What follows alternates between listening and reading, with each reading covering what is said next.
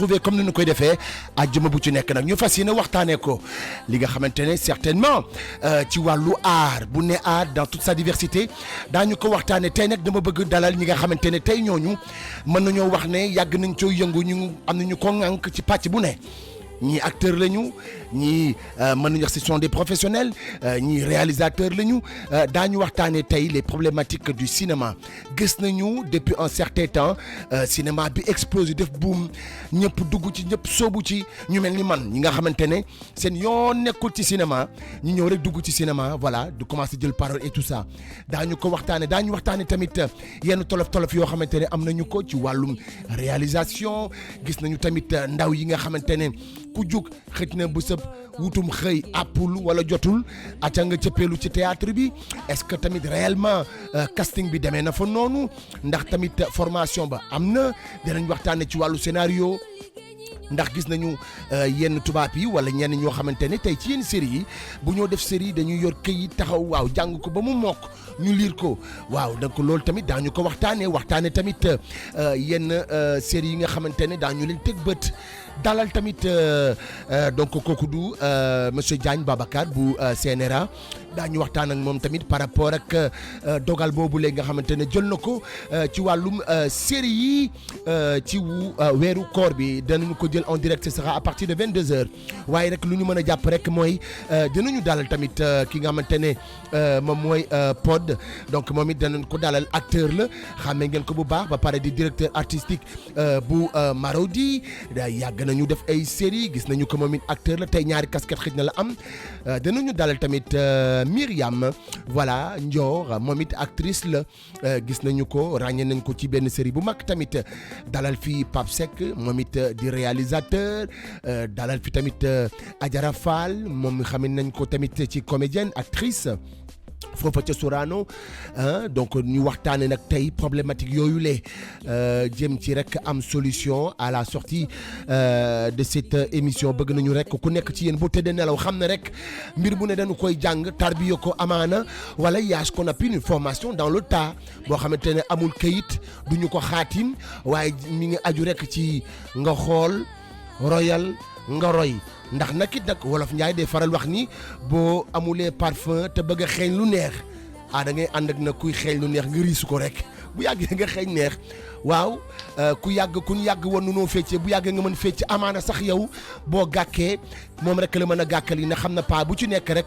lu mu wundu wala lu muy tekki kële tamit nag moom xëy na bu amee problème rek mooy dana fecc boo dof loo sax mën naa fecc wala boo defulee nag mu fecc mieux que son maître mais boo ko laajee jéego bii ngay fecc nu mu tudd dala naan xuuj di la xool rek comme man bii fecc yaa ma neex wala yaa ma composé yooyu yëpp mën na am voilà donc c'est tout ce qui vous attend aujourd'hui dañuy ibbil tamit ligne bi ci 88 628 99 90 rek ngeen woote képp kuy acteur wala rek loo xamante ni tey ci débat bi voilà ça te concerne la nga woote joxe sa avis par rapport au graphique. On a remarqué beaucoup de questions se posent à l'endroit des scénarios, des scènes, etc., etc. Aujourd'hui, nous allons parler de toutes ces problématiques, éventuellement aussi de pourquoi les gens ne vont plus dans les ne vont plus dans les salles de cinéma aussi, concernant la qualité des productions, la formation, le casting. Oui, aussi, on a l'habitude de voir sur des grandes séries ou des films, les scénarios, voilà, chacun son scénario, il lit, et après, maintenant, quand on lit, 50 minutes, comme tous les vendredis. Bienvenue sur une émission, voilà, le grand débat, tey nag ñu fas yéene waxtaane les problématiques du cinéma, comme ni ñu ko waxee woon rek à l'entame, bien sûr, de cette émission, rek ku ci nekk ñu waxtaane ko yi bëri na ci yéen ñoo xamante ne ñu ngi seetaan ay série c'est vrai xam nañu ñu koy mooñee nu ñu koy organiser li nga xamante ne tey moom mooy problème yu bare yu ñuy jànkonteel ci wàllu cinéma gis nañu tamit cinéma temps yi nu mu explosé ba ku ci nekk rek soobu ci loolu rek la ñu bëgg waxtaane tey yenn tolof yu ne ci biir loolu nag boo gisee moo tax ñu dalal ki nga xamante ne moom mooy voilà donc Pod miin ngeen ko bu baax donc acteur ci série boobule di Pod et Marichou ba pare nekk directeur artistique foofa ca Marodi dalal ki nga xamante ne mooy Myriam Ndior moom tamit actrice la dinañ dalal tamit ki nga xamante ne mooy Pape Seck Pape moom it gis nañu ne moom it réalisateur la ki nga xamante ne mooy Adjara Fall moom it professionnel yëngu ci wàllu donc voilà actrice moom it foofa ca Sorano ñu waxtaanee rek pàcc bu ne ñu jéem a boole ku ci nekk rek entre voilà directeur artistique entre acteur ak réalisateur ñu jéem a waxtaanee yenn problématique yoo xamante ne ñu ngi koy am ci wàllu cinéma. dalal fi tamit ki nga xamante ne moom mooy Babacar Diagne moom mooy directeur bu CNRA par rapport ak loolu lee mu jël règle boobu noonu je dirais même pas règle mooy benn loi la boo xamante ne képp koo xamante ne rek ci weeru koor bi bu ñu ci duggee kenn amatul droit di def ay séries yoo xamante ne rek dafay laal diine at bu mu ci mën a ti doon nag muy musulman muy chrétien at bu mu ci mën ti doon rek yooyu ne defe naa ne tey ci biir weeru koor yooyu yëpp dañu koy arrêté ndax bu weeru koor bi jeexee dañu koy àggali loolu tamit dina ko laaj sinon rek préparé nañu ko ndax xam nañ ne actuellement mi ngi déglu di remercier tamit monsieur le ministre de la culture monsieur Diop moom it xam nañ ne mi ngi déglu ñoom ñëpp danañu fexe rek ba jokkonteeg ñoom sinon ñu ibbi li ñi ci 88 628 99 90 thème bi dañu koy teg saafara mbooloo la ku ne ci am wàll.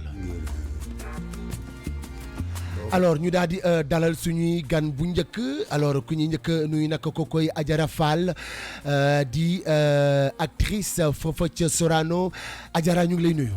maa ngi lay fay ex. waaw acca ñu ngi lay dalal bu baax mbaa sonno rek bi nga ñëw ci yoon bi. waa tuuti rek waaye comme sénégalais yi moom dañ koo jar. waaw moo tax ñu def lépp pour ñëw waxtaan ak ñoom ci li ñuy yëngatu ñun. waaw échanger ak ñoom waaw. muy aar bu compliqué. gis nga. waaw ba ci kanam waaw bu nduroog foo te du foo. maa la wax waaw alors nag kooku nag mooy Myriam Ndior moom it nag actrice la ci wàllu cinéma Myriam ñu ngi lay nuyu. maa ngi lay fay bu baax ex di fay say auditeur di leen nuyu bu baax. merci beaucoup alors Pod moom it duñu ko présenté miin na kër gi alors moom tamit acteur la ba noppi di directeur artistique foofa ca Marodi Pod salaamaaleykum.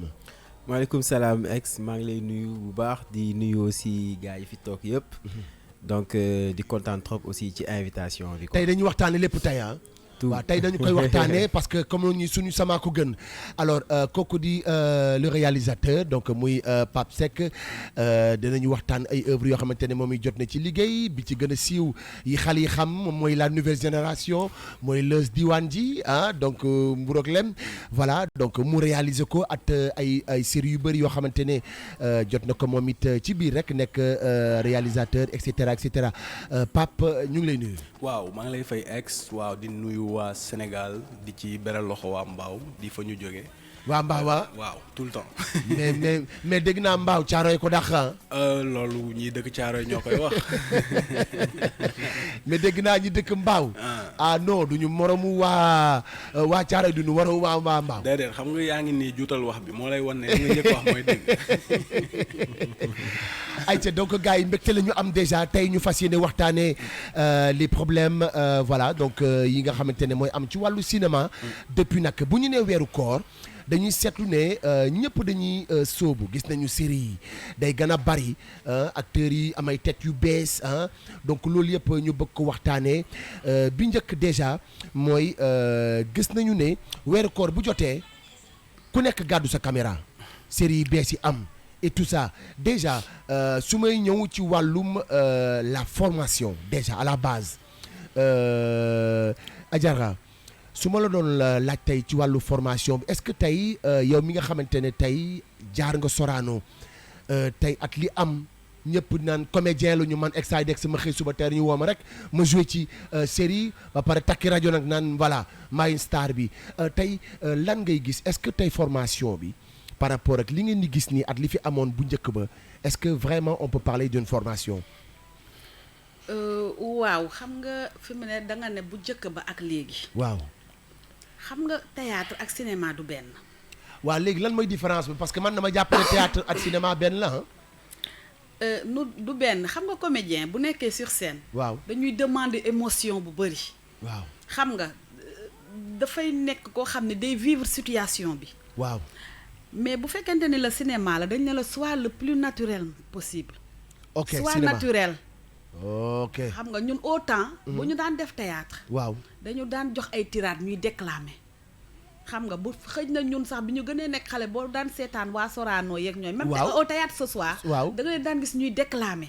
xam nga di gesticuler ak yooyu. waaw xam nga avec le temps. waaw ak modernisation bi ak temps bi nu mu évoluer moo tax ñu gën ko bàyyi. mais lan moo waral tey en parlant même de Sorano lan moo waral tey xale yi ñemeetuñu wala bëggatuñu sax dem ñu tàggat leen ci mbir moomule. mais y a une école de théâtre école nationale des arts mi ngi fii. waaw ñi nga xam ne dañu bëgg def théâtre waaw mais boo demee. dañuy laajte bac. d'accord niveau bac. niveau bac la ñuy laajte mais boo demee y a une kii lay am examen d'entrée lay am na ay élèves yu fay jàng. d'accord waaw mais nag xam nga ñun sénégalais lan moo ñuy kii. lan moo ñu yàq ñun. mooy ñun dañu yàkkamti. ok dañu yàkkamti. dañuy ñëw rek. au lieu que ñu ne dañu bëgg a tey jii. waaw ëmb tey wasin tey. mënta nekk liir bi juddu tey dox tey. loolu mooy ñi bëgg a def théâtre. d'accord ñi nga xam dañu bëgg am base. ok mais nag am na ñoo xam ne. ñu ngi fi. defuñu théâtre. mais aay parce que. am nañu talent bi. am nañu talent bi. parce que dafa am da nga am ñoo xam ne da nga leen di nangul da ngay gis ni kii mu deful daal benn formation. waaw mais nga nangul ko. nga ne kii dafa mën. d'accord tey su ma la wax tey ki nga xamante ne moom mooy Myriam Ndior tey yow su ma la ñëwee ci laaj boobule ci wàllum formation bi est-ce que déjà yow parce que miin nañu sa kanam est-ce que formation bi jaar nga ci. Non, je n'ai fait aucune formation. Lu ko waral moi je faisais absolument autre chose. leneen nga doon def. leneen xalaatuma woon sax ne dinaa mës a toog. bay jouer. waaw ci ay film ci ay séries. d'accord lan moo la ci dugal. dama ko mës a bëgg nag parce que toute petite. waaw dama daan def façon yu mel noonu di ko foye. et puis les gens me disaient toujours ne ma yow doo dem defi théâtre mais en ce moment là. ay jamonoy tey amoon ak yooyu. waaw bon c'était pas mon milieu. donc samay parents sax duñu woon nangu ma dem defi loolu. waaw jàng lañ ma santoon. dama jàngi yow nga bañ na da nga dem defi théâtre. def xalaatuma ko woon sax. ñoom pour ñoom sanku nga boo defee théâtre daal pour ñoom théâtre dara baaxu ci donc nit waru ko def. xam nga nit ku baax pour ñoom gole yi sénégalais pour ñoom théâtre gole yaa ko moom. mais ba tey nii. mais mooy jouer dañuy yaakaar ni. yow bëggoo dara daal moo tax ngay def loolu. ou bien sa statut mayu la ko wala dara parce que man on me l'a reproché à maintes reprises. est-ce que tey ñàkk formation boobu noonu bi nga doon tourner pour la première fois est-ce que am na ci rôle bi mu joué maanaam impacté na ci. Ce qui est bizarre. waaw mooy bés bi caméra njëkkee taxaw sama kanam waaw non sonnuma ci. très franchement. d'accord dama ñëw. tourner normalement. gestu xool réalisateur bi. ne ko qu'est-ce que tu en penses mu ne ma c'est impec. mu ne la c'est impec. ma jaaxle. très franchement dama jaaxle parce que gëmuma ko. te ba may wax ak yow ba tey nii. waat naa ci yàlla ne heure bu ma tourner j'ai des doutes. da ngay douter. ba tey je doute ku ma wax dama la naan man kañ damay je ne sais pas comment j'y arrive. d'accord c'est naturel daal c'est naturel. d'accord alors Pod moom it acteur la gis nañu ko ba noppi directeur artistique Pod est-ce que yow tey am nga formation. waaw man je n'ai pas eu de formation ah parce que. soo xoolee alaaji tey bu doon tribunal la tey da lay perpète la gars yi di tëj de. effectivement lan moo tax defuloo formation bi. voilà man jaaruma ci formation. parce que man à la base. waaw bon ba may nekk Marodi ñun on était là-bas en tant que ay diffuseurs c'est-à-dire ñun doon ñu woon produire ñun diffusion lañ doon def c'est-à-dire tey. waaw ñun suñu plateforme lañ doon jël yeneen séries yi doon daw ay temps que un café avec. ay dina ma neex yooyu. ñu koy diffuser suñu plateforme. c'est-à-dire ñun tey amoon nañu la latitude de voir les séries ñun ñoo doon def un peu bon buzzu séries yi quoi. c'est-à-dire chaque série bu génn bees. ñu récupérer ko doo ko suñu plateforme léegi ñun pour ñun suñu plateforme am par exemple ay visibilité dañuy jéem a dagg ay extrait fii extrait bu jàll. ok Rambaaje wax na kii ma waxul lu rëy. exactement tu vois donc du coup. loolu noonu tey ñu doon def par rapport aux séries. ñu xam ne sénégalais yi ñu ngi doon def séries yi ñuy pousser nit ñi ñuy commenter ñun dinañuy dem ba dañuy xam. en gros bon quelle série marche pourquoi telle série marche quoi. donc bañ demee ba benn moment. waaw après on s'est dit bon. ñu doon def série yooyu quoi da nga jékki-jékki kenn ku la envoyé message ne la waa mais instant bi nii sama série bi bu ko dugal sa plateforme après nous on s'est dit bon ok gars yi commencé revendiquer quoi. gars yi revendiquer donc ñu ne bon. kon ay dóor la woon rek quoi. sans autorisation la woon. voilà donc du coup. ok après. bon après tu te dis il est mieux nga def sa production bopp quoi. ok donc am say contenu bopp. voilà am say contenu bopp donc ñun loolu. mu ngi dugg ñu amoon expérience ci un peu. diffusion voilà comment ça se passe quoi. maintenant là ma dugg ci production bi. mais ba ci dugg man dama amoon ay aptitudes yoo xamante ne c'était plus dans l'écriture xam nga. ok waaw dans les dialogues ci mbind bi. voilà parce que man ay dialogues yu bëri maa koy bind. tu vois donc man aptitude boobu laa amoon. donc des fois quand je voulais. acteur bi joué ma lii wala su ma bindee sama dialogue dama bëgg acteur bi joué ma ko nii donc man j'ai plus démarré ci direction artistique bi. ok voilà donc man ba may joué Pod et Marichou ñun Pod et Marichou c'était pas parti pour être une grande série au début c'était Pod et Marichou bon actuellement soo gisee su fekkente ne dañoo xalaat ne dina àgg fii. waaw ça n'allait pas s'appeler comme ça du tudd Pod et Marichou. Pod et Marichou. voilà bi ci doon dugg première fois bi gars yi teg caméra yi et tout ça ban anecdote nga ñu ci doon may est-ce que tu avais tes repères wala da nga ñëw rek ñu tourner rek nga xotti affaire yi. ouais bon en fait c'est-à-dire man maa ngi fàttaliku premier jour bi parce que man ay émission Pod et Marichou c'était d'abord Pod et ses podettes. ok Pod et ses podettes. waaw une émission bu ma doon def comme ça sur le fun sur le net. Oh, après ok ba ñu defee 10 épisodes. waaw après ma ne pour kii bi duñ def ay deuxième saison ñu defaat la même chose nañ ko jéem a def genre benn mini série quoi benn couple. léegi y avait man. waaw mais kii war a ànd ak man. waaw kooku laa xamaguloo ma koy wër nag.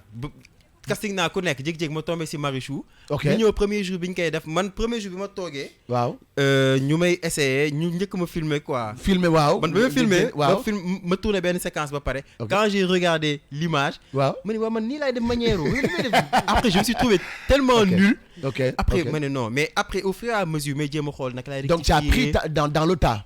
dans le tas. ok lépp même nu may waxee man dama bar de nature même nu may waxee nii da nga xam ne dama bar. mais su may jouer damay def ay ngandi effort pour dindi bar beeg. waaw yooyu noonu maintenant après yu bëri c'est imperfection nga xëy xam sur le tas. ok après nag mais c'est clair que après je suis allé apprendre c'est quoi le cinéma. ok waaw dem naa jàng j'ai fait des formations après mais loolu c'était après. mais loolu man sama wàllu bopp la nekkul lu ma dem ci école. ok lu ma gëstu la sama bopp quoi. lu gëstu sa bopp quoi. ouais, ok d'accord alors Pape Seck réalisateur yow defe naa ne tamit comme ni ñu koy waxee rek dégg nga lu fi gars yi jot a waxtaan tey par rapport à la formation qui fait défaut bon gis nañu talent et tout ça yow en tant que réalisateur ban kàddu nga ci sànni déjà sur la différence tout de suite entre la formation ak ñi nga xamante ni ils ont été formés dans le tas yow tey en tant que réalisateur. waaw man déjà je pense que formation ci lépp lu mu mënti doon. ok table ba am na effet de. voilà waaw dama vas-y. waaw ma ne dama jàpp ne formation ci lépp lu mu mën a doon ci àdduna lu am solo la.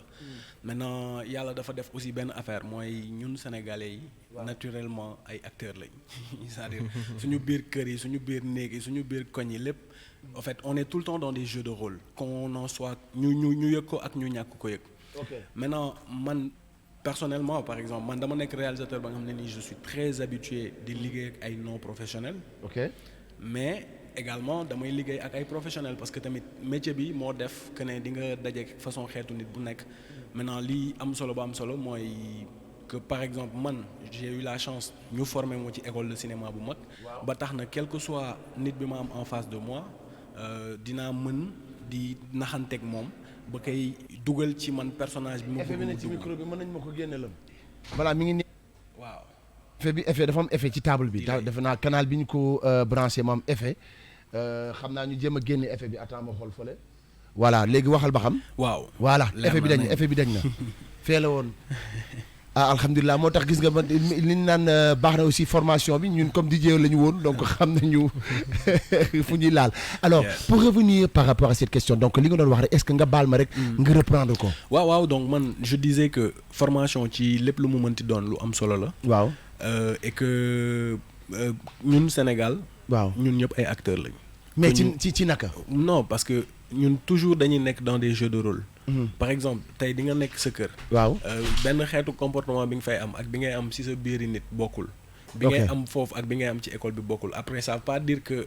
forcément da ngay jouer dans l'hypocrisie mais ay jeux de rôle la. ok et naturellement nit noonu la ko yàlla bindee. ok maintenant man ci sama liggéeyu bopp man dama nekk réalisateur ba nga xam ne nii dama habitué wu di liggéey ak ay non professionnels. lu tax pourquoi ce choix. ouais man d'habitude bu may bind projet. waaw je sais bu dee acteur bu professionnel laa soxla dinaa ko xam. mais il m'arrive parfois projet yi may porter. du ma gis acteur professionnel ba nga xam ne que nii dina ma doy. ça veut pas dire que ñoom mënuñu. mais man damay chercher en termes de profilage. profilage mooy. loolu lu am ci cinéma la. voilà lu am ci cinéma la. d'accord et loolu parfois les gens l'appellent dañ koy woowee casting sauvage. mais man je suis souvent très précis ci li may wër yenn saa yi damay dajeek nit rek. ne ko yow la. moom du te comprendre moom la quoi. waaw te du comprendre. maintenant il arrive mu bañ a nekk nit ka nga xam ne nii mus na jouer. ok et bu ñu demee ba desul lu dul tournage genre y a prépa yi instant de coaching yi affaire yooyu noonu. waaw ci tournage bi. ngay def sa direction d'acteur. parce que personnage nit kiy jouer du forcément moom mooy personnage bi. nit kiy jouer personne la maintenant il est appelé à dugg ci benn pot personnage. mais loolu est-ce que dafa laaj technique tey pour nga mën ko. dafa laaj beaucoup de technique. man ah dama am donc chance d'où l'importance jàng ko peut-être. man dama am chance su jàng ko ci école de cinéma bu mag. waaw bu gis nañu ne parce que macha allah yàlla def na jaar nga ci école cinéma yu mag Maroc et tout ça jàng dellu si. waaw donc waaw donc boo demee léegi ba war a dugal personnage bi ci nit ki. foofu problème day am wala. non da nga koy guider rek parce que xam nga c'est pas de la magie du magie la ñuy def de. parfois nit ki il suffit nga toog waxtaan ak moom. waaw nga approché ko nga sentir ko dëggantaan. li ci des yëpp da nga koy déjà aider à ce que mu lire scénario bi nga waxtaan ak moom. mais bu jàngul. non mais moo tax ma ne aider à ce que mu lire scénario bi. parce que scénario bi xam nga mun nañ ko bind ci tubaab. ci kàllaama nasaraan. mais yow dégg nga lii scénario bi di wax. donc da nga ciy waxtaan ak moom. ok et pareil aussi bu dee texte yi dialogue yi c'est en français moom mu war ko wax en wolof da ngeen koy traduire andoo ensemble. et ça fait qu'au fait ça devient benn échange. et il suffit que relation bi. installé wu. intimité entre ñaari personnes yi installé wu. souvent ça devient plus facile que nga mën di ko orienter ndànk-ndànk parce que yow xam nga fi nga koy yóbbu. moom li ko war mooy juste qu'il se laisse aller. xam nga bàyyeeku. topp la nga koy guider di ko guider ba ngeen yegg ci li ngeen bëgg yegg. donc mën nañu wax ne réalisateur bi dina moom am na c'est lui qui a le choix. du casting xool ba xam li mu soxla. ba xam ndax daf koy jëlee ci ñu am formation wala ñu amul formation mais su ma lay déglu. bu ñëpp mel ni yow. mais ñoom Adjara Sey c'est fini. non pourtant Adjara liggéey nañ. waaw mais bon je veux dire bu ñëpp di logique bu doxalee logique boobu tamit. est-ce que du sooxe benn côté aussi may ñëpp fit ñu dem soobu ci. pas forcément c'est que ñun dañ nekk ci métier ba nga xam ne ni tey. la demande bi dafay yokku. waaw et ñëpp disponible ñu. tey da ngay gis benn acteur bu nekkee ci ñaar ba ñetti série rek problème am parce que bu gars yi seen planning yi day mujjee di obligé di jongler. maintenant pour éviter loolu yow boo xamee ne que peut-être am nga yenn capacité yi. waaw nit ku nekk ci dara. nit ku nekkul ci dara. nga sol ko ba mu xaw a am dara pour mën a décoller ànd ak yow. déjà ça te permet en tant que réalisateur. nga révéler ay nit parce que am na ña nga xam ne ni dañu am talent. waaw du jàng du dara dañu am talent. yàlla leen ko may quoi voilà. donc ñooñu boo deful casting sauvage bi doo leen gis. ok man genre je ne sais pas si je dois en parler. Pod mu ngi fii maa ngi liggéey ak Marodi fan yi ci projet Golden. mais par exemple dans Golden le personnage de Khalil Gueye. qui est joué par Aubry Daman. waaw rencontre bu bizarre la. premier jour bi ñu ma joxee projet bi ma commencé ko lire.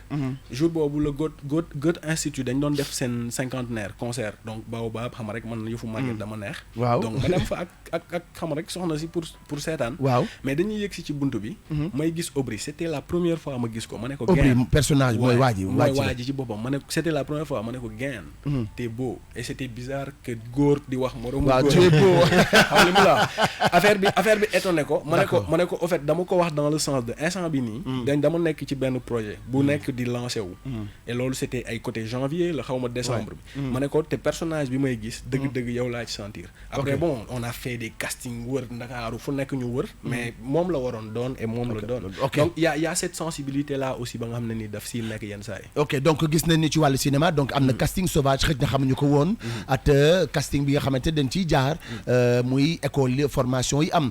mais dafa am beneen problématique mooy tey dañu gis est-ce que ku mu neex rek doon acteur parce que gis nañu tamit nañu waxante dëgg gars yi série yi fi mu toll nii bari nañu lool te lu ji njaaga ñooy njaag ku jug ne réalisateur la ku jug ne acteur la ku jug ne preneur de son la ku jug mais tamit benn côté est-ce que baaxul ñu def baliser daal di ne bon d'accord on veut bien accepter mais dans ce cas-là ça gâche le travail des professionnels parce que tey booy yi boo duggee ci biir internet bi y a des tonnes dem nañu ci ba sax CNRA tegal andi ay règles ne léegi diine gi bu leen ko laalati loolu ci ñàkk xam sa rôle ci la bokk de aussi tamit d'une part tey su ma la doon laaj Adjara ñi nga xamante ne tey mooy jigéen ñi di dugg tey ci biir wàllu ci cinéma wala ci ay série nekk ci internet bi di saaga wala di def yenn scènes yi loolu est-ce que théâtre Sénégal wala théâtre nangu na ko. non xam nga loolu du théâtre rek. suñu ne askan suñu nekkin dafa bokkul sax ci suñu réalité. waaw mais parce que gis nañu ko ci série Pod et Marichou le fameux bisou boobu noonu loolu lëmbe réew mi waaw am na fien fóon ci gémmiñ ni am na de. amul de musuñoo fóonante. gars yi musuñu fóon gars yi noonu dama koy tooñ mais gis nañu par exemple Pod et Marichou gars yi xalab ne y a des scènes et tout ça yow tey en tant que actrice formée est-ce que yenn rôle yi war nañ ko jouer. waaw xam nga kii nu mu tudd théâtre cinéma imagination la. d'accord xam nga mais aussi gis nga nit ki bu ko tëj des fois yow nga commencé sa liggéey waaw am ñu ci jóg wax ci ba yow dañ lay mujjee commencé ci sa kii doo xam ci sa rôle non ci sa sax projet bi ok ba yow nga mujj coincé wu dootoo xamante nan ngay jaar parce que quoi qu'on dise aussi les Sénégalais ne sont pas tolérants ok pourtant ñi ngi toog di seetaan film tubaab yi ñuy gis yenn yi ok te pourtant mosuñu wax seen waa kër bu ñu seetaan loolu dëgg la ñi ngi seetaan Nollywood Afrique la ne dëgg la ñoo gën a graaw xam nga mais duñu tere seen waa kër yi te Sénégal kër goo dem novelas la ñuy waaw mais lan moo tax donc dans ce cas là lan moo tax ñu nangu yenn série yi par exemple gis nañu waa Jamra ne non duñu d'accord li nga xamante ne moom mooy série yi li ci mel ni naka lañ ko waxati waaye maîtresse ñu ciblé ko ne non du jàll est-ce que d'une part aussi tamit ñoom ci ñu basé wu ne ñun Sénégal on est différent des autres donc on doit pas faire comme les autres je sais pas. mais qu'est-ce qui nous différencie des autres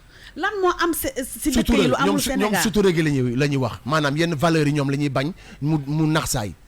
non man dama yaakaar ne war nañoo wax ci leneen même gis nga man Ibou Guèye Mars. waaw maa ngi koy woo démb naka ay Ibou li ma gis imaam yi wax di la kii naan xale yu. xamagul dara kii mu ne ma nañu wax. ma xëy suba teel gis benn muezzin bu dëkk Touba bu ñu jàpp ci chanvre indien xaw ma ñaata paquet. mais loolu aussi. mais ñun dañ fi nekk pour dénoncer non. mais est-ce que noonu nit ñi noonu la leen di gisee yéen ne yéen da ngeen war a dénoncer ñoom est-ce que catégoriser leen rek ci ñoom te da ngeen war a divertir rek pas jël yenn thèmes yi. c'est pas notre rôle. d'accord xam nga ñun. dañuy dénoncer dañuy sensibiliser. ñi nga xam ni. xam nañ métier bi. waaw nga xam ni liggéey lañ ko def. parce que ku nekk ak ni nga ciy duggee. ku nekk ak li la ci dugal. d'accord ñun dañu ko opter mu nekk suñu passion ba pare nekk suñu métier. ñun wutuñu siiw wala wutuñu dara xam nga lu ñuy def liggéey. jaamuwaale ci yàlla. mooy sensibiliser ak dénoncer. mais bu ñu gisee nii. pourtant bu ñu jëloon léegi benn xale bu ñu sàcc ñun ñu def ko léegi kii ko nit ñi duñu wax ni duñ ko kaas. dëgg la parce que dafa am ci dëkk bi. te pourtant boo reyee nit ñu ne deret ji dafa bëri te ñu ngi rey nit ñi chaque jour. mais il faut que tamit ñu xool ñun fan la ñuy jaar. il faut ñu tamit ñu bàyyi ñu. parce que lii ñuy def sénégalais yu bëri ñu ngi ciy toog di ci jàng. sénégalais yu bëri théâtre yi ak série yi ñuy gis. moo leen di wëlbati. ñoo leen di changer. ñu changer comportement yi. waaw mais tey looy wax je sais pas Pod ñu solal la mbaxana tam la dem na way Pod il perverti day dem ay scènes ci biir yooyu noonu. yow comment tu le vis je sais pas quel est ton mot lan ngay wax ci loolu. waaw bon man personnellement c'est-à-dire bon ñun yàgg nañ di dégg. ñun dañ dem ba nga xamante ne benn instant bon dañ ci tul quoi. donc dañ ci tul waaye depuis Pod et Marichou moo tax coow maîtresse sax bon après on n'a pas trop senti bon ñi ko waroon gérer je pense que gérer nañ ko.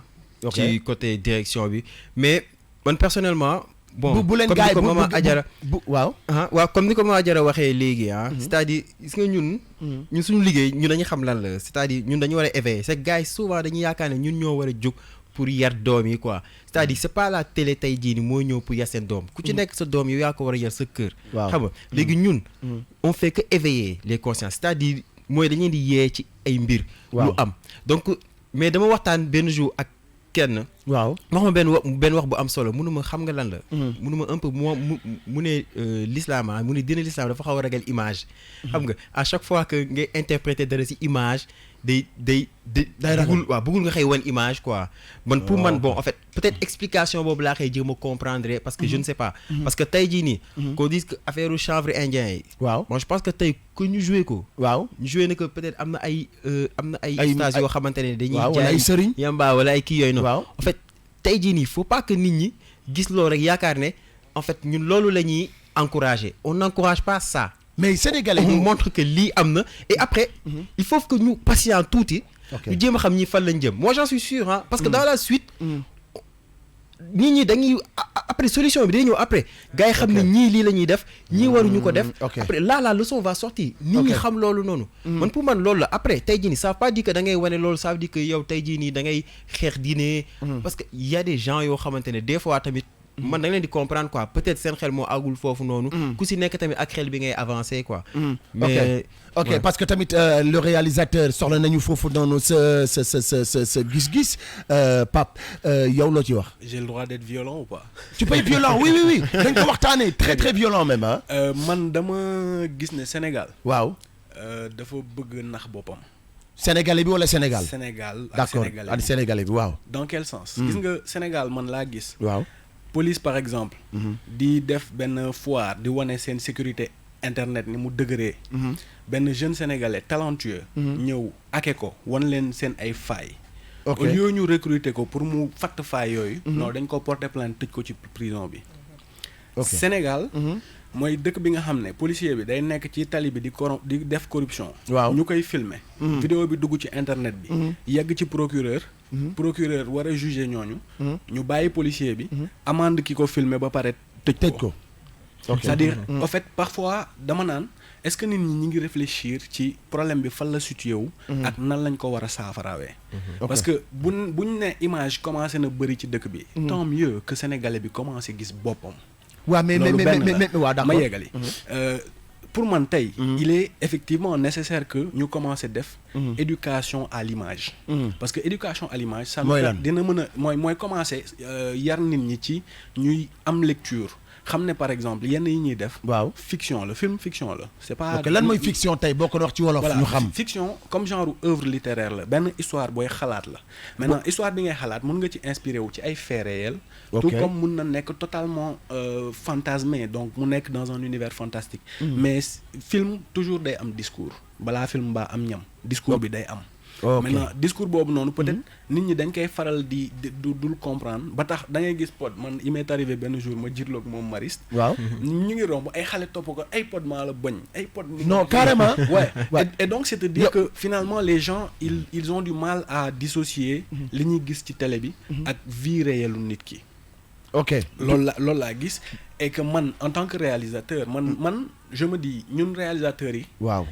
yàlla suturaal nañu ba ñun ay créatif lañ. mais te xamuñ ne ci yëf yi ci yéen lay départ. voilà ay départ te kenn du leen gis. mën na départ kii bind après ñun ñu ñëw. après ngeen ñëw indi beneen dimension. mais dama bëgg joxe juste benn exemple ci cinéma wu Djibril Diop Mambéty. waaw xaw ma ndëgam seetaan ngeen tukki bukki. waaw seetaan nañ ko pour man la meilleure scène d'amour dans l'histoire du cinéma africain. si tukki bukki la nekk. Djibril Diop filmé na sensualité début ba fin te wanewul yaram. donc loolu en fait c'est-à-dire que parfois niveau de créativité bi. waaw mën na la permettre. nga jàllale li nga bëgg jàllale. te doo heurter mais par A ou par B cinéma day choqué parce que loolu dafa bokk ci ay rôle moo la ñuy wax munoo def omelette te doo toj nen. voilà day choqué man tey damay romb jóge mbaaw di dem di liggéeyi. waaw romb côté Diamaguène bi ay fresques yu ñu dessiné xam nga. ay fresques sanitaires la donc dañuy sensibiliser ci affaire u saleté affaire u choléra affaire yooyu noonu c'est à l'époque. et si on se rappelle des fresques là.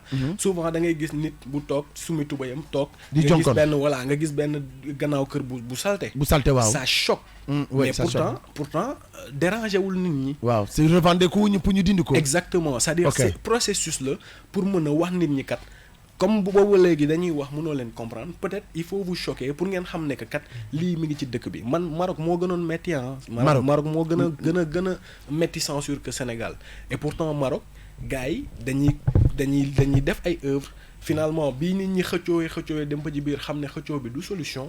Ils ont essayé de cadrer les choses et loolu commencé wul Maroc parce que déjà dans les années 1930 aux États-Unis il y avait ce qu'on appelle le code Hays ou le Production Motion Picture Code.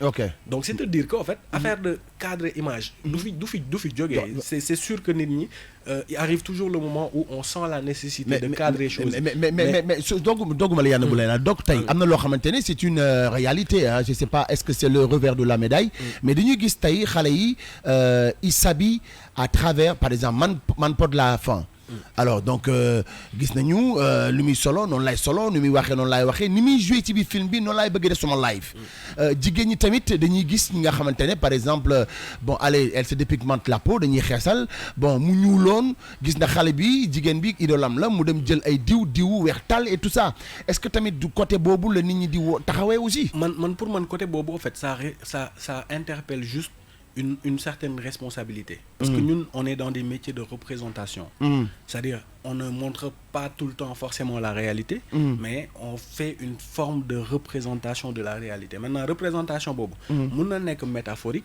tout comme mun na nekk réaliste parce que ay genre la man nag léegi nit ki nga xam ne peut-être day naw nit parce que du ci acteurs yi kese nit day naw Youssou Ndour bëgg solo comme Youssou Ndour voilà di def lépp comme Youssou Ndour voilà tout comme nit day naw keneen bëgg solo comme noonu mais ba tey loolu je me dis éducation wu kër ci biir kër gi la mooy éducation c'est de pas base. le réalisateur voilà éducation de base gis nga bu ñu ko xasee ba def si yow waaw demal fu la neex àndal ak ñu la neex du tax nga bon waaw mais nag dafa am dara loo xamante ne dafay dëgg aussi ah je sais pas Myriam Dior ou Pod ou voilà donc Adjara moom mooy dañu gis nañu dañuy teg série yi rek te amul interdit au moins de 18 ans wala 16 ans wala loolu c'est un bon point ah Jo mooy cadre bi ma la wax sànq kay xam nga tey ñun si on avait benn centre waaw ba nga xam ne nit am nañ CNRA am nañ CNRA waaw mais CNRA par exemple bu demee ba war a statuer ci lan la ban tranche d'âge war a seetaan ak lan la ban tranche d'âge warul seetaan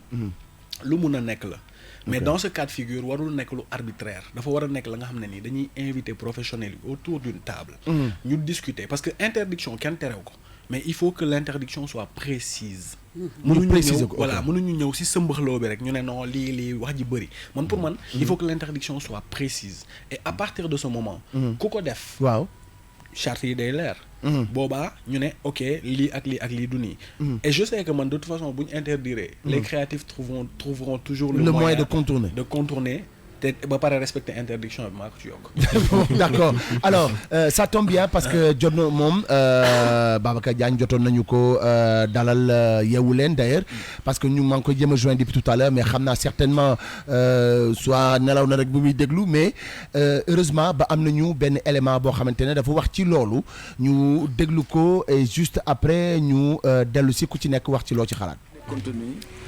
Dañuy continuer mais dañuy des comment aider nos scénaristes sur les contenus dañuy continuer mais dañuy des comment aider nos scénaristes comment aider par rapport aux sources d'inspiration comment mettre un Iba Der Thiam un Saliou Mbaye comment mettre des gens comme ça en face des directeurs de programme comment multiplier les sources parce que si c'est le fait divers rek qui est la source d'inspiration pour nos séries attention on va vers des... non beaucoup de violence qu'on voit ça vient de là je lui dis keroog ma ñëwee ci Chérif Dia wax naa ko nekk dañu am benn chaîne série bi doon jàll Amérique tuddoon Hunter or something gars yi dañu amoon xam nga jeu de roulette russe bi ñuy def noonu dañ ko tudd rek tiré moo ci nekkoon quoi la série était populaire on a vu par la suite que 29 jeunes américains s'étaient tués. Oui, c'était tué. Donc nga xam ne donc série yi ak ni muy demee mais yu bëri yi def violence conjugale yeeg waaj lakk mais ci la jógee bon mën na am mais dans la 10% ou 20% des faits divers mais quand c'est 100% de nos séries attention ñu jël suñu passé suñu patrimoine culturel am na fi yu bëri yoo xam ne mais bëri na Amérique xool Amérique rek le dimanche les musées sont pleins sur la guerre de sécession les séries sont là tout ce qui se passe en Amérique depuis quand c'était 13 États ba léegi lépp luy armé l'américain le jeune américain moralement mu ngi fi ci dans les chaînes mais ñun nag dañu gaaw xam nga lu bon moo ñu naan la fin justifie les moyens am na ko mu dégg moo ko waaye nañu bàyyi série waaye parce que xaalis la ñuy wut mais la fin justifie les moyens la fin justifie la monstruosité attention attention modèle économique boobu dafa nekk lu am solo léegi wax nga ko junj ko léegi la fin justifie les moyens parfois dañ naan la bu ñu defulee lii ci suñu série yi annonceurs yi duñu ñëw bu ñu defulee lii ñun duñu am moyen nit ñi duñ ko seetaan parfois dañuy bëgg di choqué yoo xam ni xam nga bu baax oui xam nga bu baax domaine média xam nga lan mooy choqué lan mooy attirer attention public bi mais parfois dañ koy jéem a fësal mais toujours tout en restant ñu respecter suñuy valeurs dafay xaw a jafe mais parfois il faut ñu déroger toutes règles yi pour mën a choquer wala pour mën a attirer téléspectateurs. C'est Hubert Beuve-Méry, vous connaissez, qui disait qu'il ne faut pas que nos moyens de vivre compromettent nos raisons de vivre. wax bu xóot la. nos moyens de vivre compromettent nos raisons de vivre. yow su fekkee ne da nga naan damay def lii pour am xaalis. mais boo détruire société ba nga nekk foo jëm ak sa xaalis. amatul njëriñ te kat gis nga beneen affaire mooy lépp lu di def di ci liggéey. di ci bàyyi tuuti yàlla ci biir. ndaxte lu muy def rek. am na ci jugement bu koy xaar ëllëg ci loolu. waaw ah c'est important mais quand même li nga wax dëgg la le monde économique on doit tout faire. pour mu gën ko parfait. Voilà, donc mu nekkoon Babacar Diagne donc bi ñu ko dalalee Yeewu Leen donc avec tous les chroniqueurs alors déjà tour de table ku ci nekk wax ma lu mu xalaat nu mu jàngatee tey li mu wax. maa war a commencer. waaw ca bismillah. ok man pour man wax bi rafet na. wax bi rafet na. maintenant xam nga maa ngi dégg wax bi et parfois tu vois que les gens ils regardent avec une distance ce qui se passe duñu dem ci biir.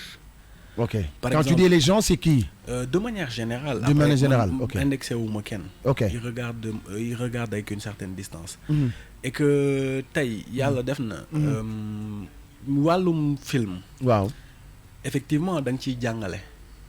da nga ciy yeete. mais c'est-à-dire du école. du école. non c'est comment ça du école. c'est-à-dire bu ma nee du école c'est dans le sens où. ok d'accord ñu ne film mooy école la waruñu ci waruñu ñëw rek ne. ok on reste dans le côté moralisateur gis nga parfois yow miy def film. waaw da ngay chercher ay émotions. et gis nga émotion wu nit ki boo ko xasee ba touché.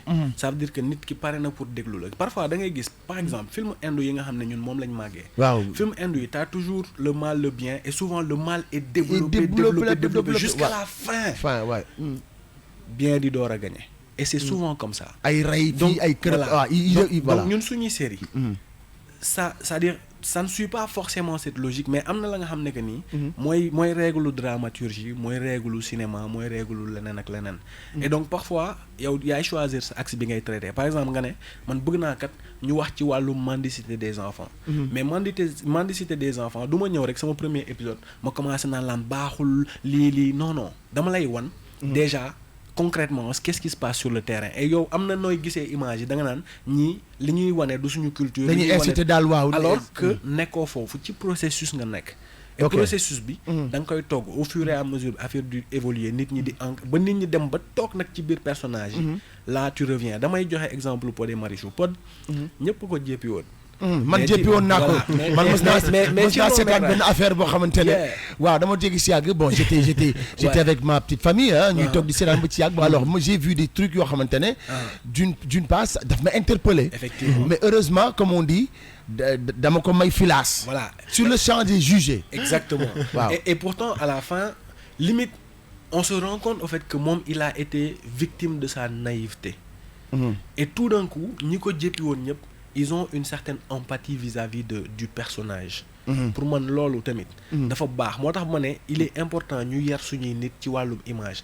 après nag cadrer les choses comme je l'ai dit mun na nécessaire. bu waree nécessaire. waaw du c'est pas dans la répression que ça se fera. même si les gens dañu préférer dem ci répression gis nga répression rapport de force la rapport de force bi après di nga ne woy j'interdis dootul jàll télé mais ñun ñu ngeek YouTube on va créer nos applications wane affaires yi waaw mais justement à un moment donné y a affaire bi c'est-à-dire technologie tey yegg na fa nga xam ne que nii bu ñu bëggee xeexoo rek ku nekk am nga arme mais justement c'est foofu laa bëggoon ñëw parce que c'est vrai que dañu jëluñu élément bi yëpp mais moom ci boppam sa politique quand même Babacar Diagne mu c'est directeur CNRA voilà moom objectif am c'est le dialogue nee na moom du sanctionner il va convoquer les producteurs convoquer ñi nga xamante ni acteurs yi et tout ça waxtaan ak ñoom ne leen comment il peut vous accompagner sur les contenus ba nga xamante ne dañu mën a dégg nga sànq mu wax ne pourquoi waaw bi muy wax ay Iba Der Thiam voilà c'est bien c'est-à-dire ñoom Iba Der s'ils ont des histoires à nous donner tant mieux ñun on aimerait bien par exemple avoir accès aux œuvres littéraires d'Aminata Sow Fall wala ñeneen ak ñeneen pour en faire des adaptations cinématographiques mais gis nga wax ko yomb na tey ce qui fait un film c'est énormément d'argent énormément d'énergie énormément de temps mais est-ce que du loolu moo tax léegi tey man ma am sama xaalis waaw ma ne dama bëgg kat liggéey ci wàllum film sàngam xam naa ne xaalis bi ma am doyuma léegi état bëgg na cadrer man li may def état na ma jox xaalis ñu liggéey parce que par exemple dans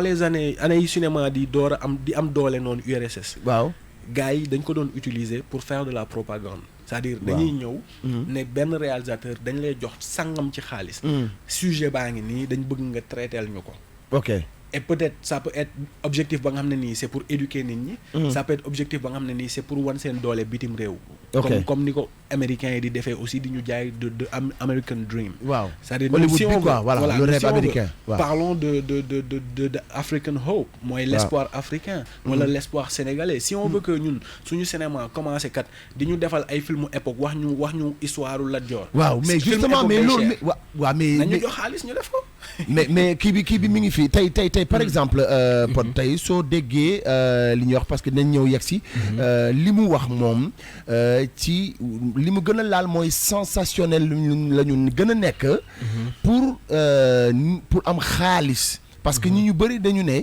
série yi boo choqué wulee wane yu rëy pour que nit ñëpp di seetaan naan wuy sama ndey doo am xaalis yow loolu loo ciy tontu yow tey bon c'est-à-dire lu mu wax moi je pense que d'une part am na raison dans la mesure où tey su fekkente ne tey yow da nga yaakaar ne yow sa série foog tey jii nii nga choqué nit ñi pour nga yow nga génn si mais là man je ne suis pas d'accord parce que ku ci mel ni ñun par exemple là-bas à Marodi waaw ñun tey ñun notre PDG moom lu muy njëkk a bàyyi xel c'est ses annonceurs à chaque fois que des fois ñu bëgg def benn affaire danaan non mais attends sama image annonceurs yi dem na ba ci ñun suñu casting ñun tey ñun suñu casting waaw même suñuy jël benn nit on se dit kii nii après su amee buzz après est-ce que moom mën na attan affaire bi du ñu jël kenn koo xamante ne tey réputation dafa entaché ok c'est-à-dire parce que kii day représenter ay produits parce que da leen di defaloo ay placement de produits durant l'épisode donc tey ñun yooyu yëpp dañ koy bàyyi xel donc ñun nekk na dañuy ñëw seet xaalis kase non dañuy xool tamit image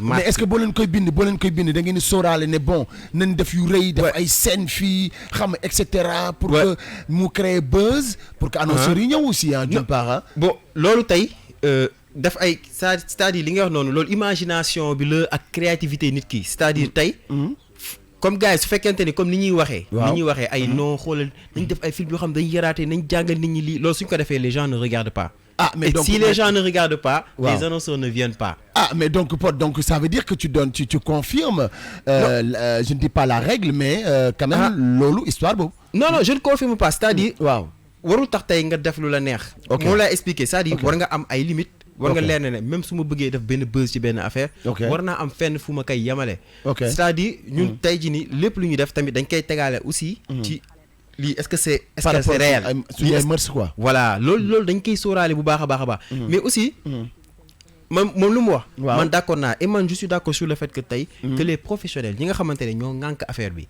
mooy waa CNRA que ça soit ay ñoom waa les producteurs ñoom ñëpp ñu toog ñi nga xamante ne ñoom ñoo ñi ci xam dara ñoom ñu toog ñu waxtaan ñoom ñu xool naka la ñuy réguler affaire yi mais man lu may déplorer ñoo xamante ne xamuñ ci mbir mi dara am na ñoo xamante ne xamuñu cinéma ñu ciy dugg di ci wax c'est-à-dire man tey man c'est ça parce que aussi dafa am benn affaire man pour man ce qui est plus important mooy nañuy xool impact li ñuy wax c'est-à-dire tey su nit ñëwee ne film bi day yàq xale yi nañu jox ay chiffres bu ñu bëgg wax ne film bi yàq na tel xale wala ñu ne tel xale bii nii kenn du la mës a wax ne xale bii film bii moo ko yàq on te le dira jamais mais tey jii ni fan lañ jëlee loolu parce que man tey je ne comprends pas man mais dama daan seetaan Ruby dama daan toog di ko seetaan suñu kër ñun suñu kër dafa am jàkk ñu dañ daan toog suñu imaamu jàkk day waaraate bay tudd Ruby parce que danaan wax day seetaan Ruby day dem ba naan temps yooyu noonu te loolu yàggoon na da doon wax ne jigéen ñu bon yi mel ni Ruby suñu imaam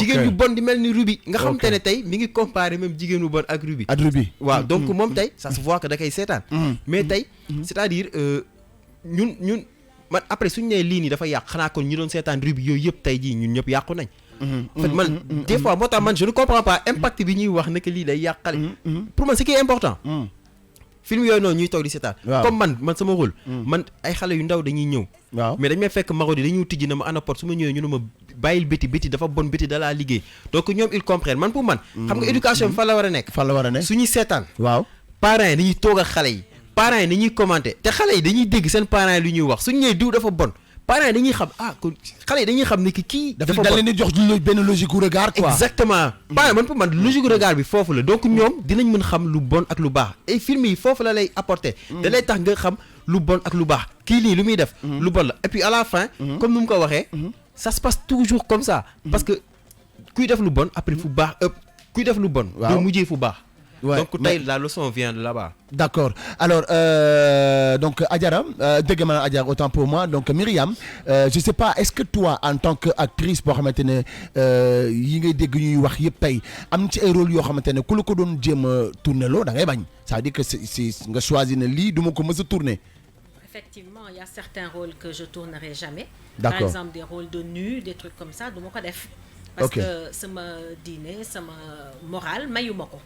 Mais quand on dit que les séries dañuy yàq nit man je ne vois pas actuellement ban série lañ fiy tourner bu yàq nit waaw mais kon lu tax ñoom donc ñu koy coow parce que xëj na ñoom booy dem sax fait perversion la ñuy gën a wax pervertir ñoom ils vont encore plus loin xam nga man damay seetaan télé damay seetaan télé avec mes enfants et je regarde beaucoup les films américains ak yooyu mais su may seetaan damay toog ak xale yi di leen wax kii de lii mu def nii nangam ak nangam lii de ku koy def fii ngay mujjee wala dara et à la fin du film loolu dafay am ñu ne ma maman yow daal vraiment da nga xam film c'est pas ça c'est-à-dire que gis nga dans un film il y a la lutte du bien et du mal dans tout film mais xam nga lu bon mooy film bi départ rek yow àgg nga arrivé mais parce que ce n'est pas possible c'est-à-dire que une série qui démarre war a am 26 ou 30 épisodes yow mu commencé tey yow xam nga ba pare 30e bi nu mu demee loolu di benn ñaar c'est aux parents d'éduquer leurs enfants et non la télé gis nga télévision même actuellement les dessins animés dañuy véhiculer des messages yoo xam ne dañu nocif ci xale yi et ils sont ainsi dañ koy dafa sew quoi dafa sew dañ ko ci dugal xam nga et les parents yi di kaas naan ay nangam ak sangam loolu amuñu ci sax conscience amuñu ci conscience dans des dessins animés da ngay gis le masculin et le masculin di sëy ci dessin animé xam nga mais ces parents là ils prennent leur enfant teg ko ci kanamu dessin animé bi te bu benn série commencé ñu ne non li muy kii baaxul man fi may jouer par exemple rôle belle-mère bi may jouer mais man ce sont des jeunes femmes qui m'appellent di ma wax tata la ngay jouer dafa am seen histoire ñoom di ko confirmer seen histoire la ay lu ñuy vivre la xam nga ces jeunes filles là ces jeunes femmes elles m'appellent di ma wax ni beneen personnage féminin bi li muy def seen goroon mi ngi leen di def pire que ça dañ may wax sax waxal ba scénariste bi na def lii na def lale et en parlant des scénarios mais scénariste bi c'est un être humain c'est un Sénégalais c'est-à-dire que il écrit une œuvre fictive mais cette œuvre fictive il y a son vécu dedans absolument il y a son vécu dedans et il y a son imaginaire dedans loolu il faut que nit ñi aussi di ko xam la personne qui joue le rôle li muy jouer mais c'est un habit bu muy sol xam nga sànq dañ doon wax ci affaire rôle première fois bi nga tourné ak yooyu mais un rôle tu le portes c'est-à-dire que il t'habite booy door di commencer même kuy setaan booy door di commencer di nga gis ne peut-être personnage bi les professionnels savent ça du demee noonu mais au fil du temps yow tu deviens ce personnage quand tu es sur le plateau parce que par la magie du réalisateur gis nga réalisateur mooy koo xam ne moo lay mooy sublimer li nekk ci yow. Donc xam nga sànq dama la ne man su ma tourner rek je regarde le réalisateur. Suivant son visage. ma xam ndax j'ai bien fait ou j'ai mal fait. S'il sourit je suis aux anges. Parce que xam naa ne j'ai fait mon boulot parce que c'est un boulot. liggéey la. liggéey la voilà liggéey la il faut que les gens sachent que c'est un travail comme secrétaire bu dem liggéey yi. taper ay si ordinateur mais lu xam rek ñu ne boo nee acteur ñu ne dof la on ne prend pas seen statut je veux dire est-ce que tamit moom lay dof bu gën a tekki nit ñi. loolu neex na waaw loolu neex na alors su ñuy ñëw aussi tamit parce que gis nañu tamit li nga xamante ne amuloon bu njëkk CNRA doon tëb rek sanctionné mais ñu gis at Babacar Diagne quand même moom ci boppam il va vers les gens vers les producteurs vers les médias pour trouver benn solution à ce que vraiment ngeen ànd yéen ñëpp trouver benn terrain d'entente par rapport ak moom li muy xaar ci yéen mais déjà rek yow Adjara lan mooy sa jàngat déjà rek ci li nga xamante ne jot nañ ko fi wax déjà at par rapport ak li ñu jot a déglu. xam nga les temps ont changé le monde évolue. Le monde a évolué. xam nga bu njëkk ba. waaw. créé ay CNRA sax amul woon. mais dañ daan def nit ñi di toog di seetaan théâtre papa yaay doom. waaw xam nga. kii ñu marginaliser kii di toog di jooy après mu mujj fi neex mu jeex. xale yi. waaw booba temps. métier de réalisateur bariwul. absolument xam nga. xale yi juddu. màgg ku nekk am loo opté ñii bëgg dem jàng réalisateur. réalisation bu génn Sénégal. dem jàngi ko. ñii bëgg na ñun te art la ñuy def dem jàngi théâtre. ñii ñëw ne cinéma la ñuy def. scénariste yi ñëw. parce que bu njëkk ba nag quoi qu'on dise ñun yi ngay wax ni ay lajjoor ak yooyu. dañu dem ba nañu yéen waa Sorano yéen ay lajjoor rek ngeen di jouer ki ay maru. ay Maba Jaxu Ba yooyu. waaw xam nga. waaw yéen ay yooyu rek ngeen di jouer wala ay Aimé Césaire ak yooyu. Aimé Césaire waaw. xam nga waaw. léegi ñun buñ ko jouer te kenn dootul ñëw. bu ñu doon def fi lajjoor ba suba. doo gis public bu ñëw seetaan si. mais waaw mais est-ce que tamit yem ci du lajjoor rek moo fi nekk ah bëri na fi par exemple mën nañu wax Talatay Nder ah et cetera ak yooyu yëpp. waaw peut-être que. yooyu yëpp def nañ ko. yooyu yëpp def nañ ko. waaw xam nga. waaw léegi bu fekkente ni yow scénariste bi dafa ñëw. waaw bind scénario am. dénk ko réalisateur mu jëmmal ko. bu ñu ne ñii dañuy wut xaalis. ñun Idole par exemple. waaw. Idole mën naa wax ni ci série yu gën a populaire am doole Sénégal ci la bokk. te pourtant dañuy am yi nga xam ne yi ñuy dénoncer fii ci dëkk bi dafa am. mais annonceurs yu bari du ñu ñëw dañuy ragal. mais est-ce que loolu waaw c'est vrai parce que ñaari côté la da ngeen di dénoncer lu yoo xamante ne c'est des sujets tabous duñ ko waxtaanee sur la place publique d'habitude Sénégal dañu cosaanoo. lii yem ci néeg bi la yem lii xew ci saal bi ci saal bi la yem lii xew ci ëtt bi ci ëtt bi la yem lii xew ci mbedd bi ci mbedd bi la yem te bu ñu koy xool série yu ñëw tourné wala bu njëkk ba théâtre ba néeg ba duñ ci dafa am fuñ ci yem saal ba noonu mbedd bi nag mën nañu woon lépp agression yeeg mandi tur naan def drogue et cetera loolu doon gën a gis tey nag léegi wanatuñu mbedd bi wanatuñu ëtt bi wanatuñu saal ba ñu ngi ci néeg bi. mais néeg bi li ñu fa wane est-ce que da ngaa gis ku si meeku ba set ne ca néeg bi comme ni ko tubaab yi defee wala ñàkk yi. waaw mais nag mais est-ce que duñu mujjee foofu. non duñ fa mujjee parce que ñun quoi qu'on dise gis nga ñun sénégalais. waaw dañuy wax nii rek mais on est pudique. ba pare ñun. sénégalais dafa am diine nag. ba pare dañuy sóor ëllëg ndax gis nga Sénégal. waaw mooy dëkk boo xam ne dëkk waxkat la. ndax dañ naan way wudul fay. waaw. gis nga bëgg def dara. est-ce que mus nga gis benn sénégalais bu jouer nu.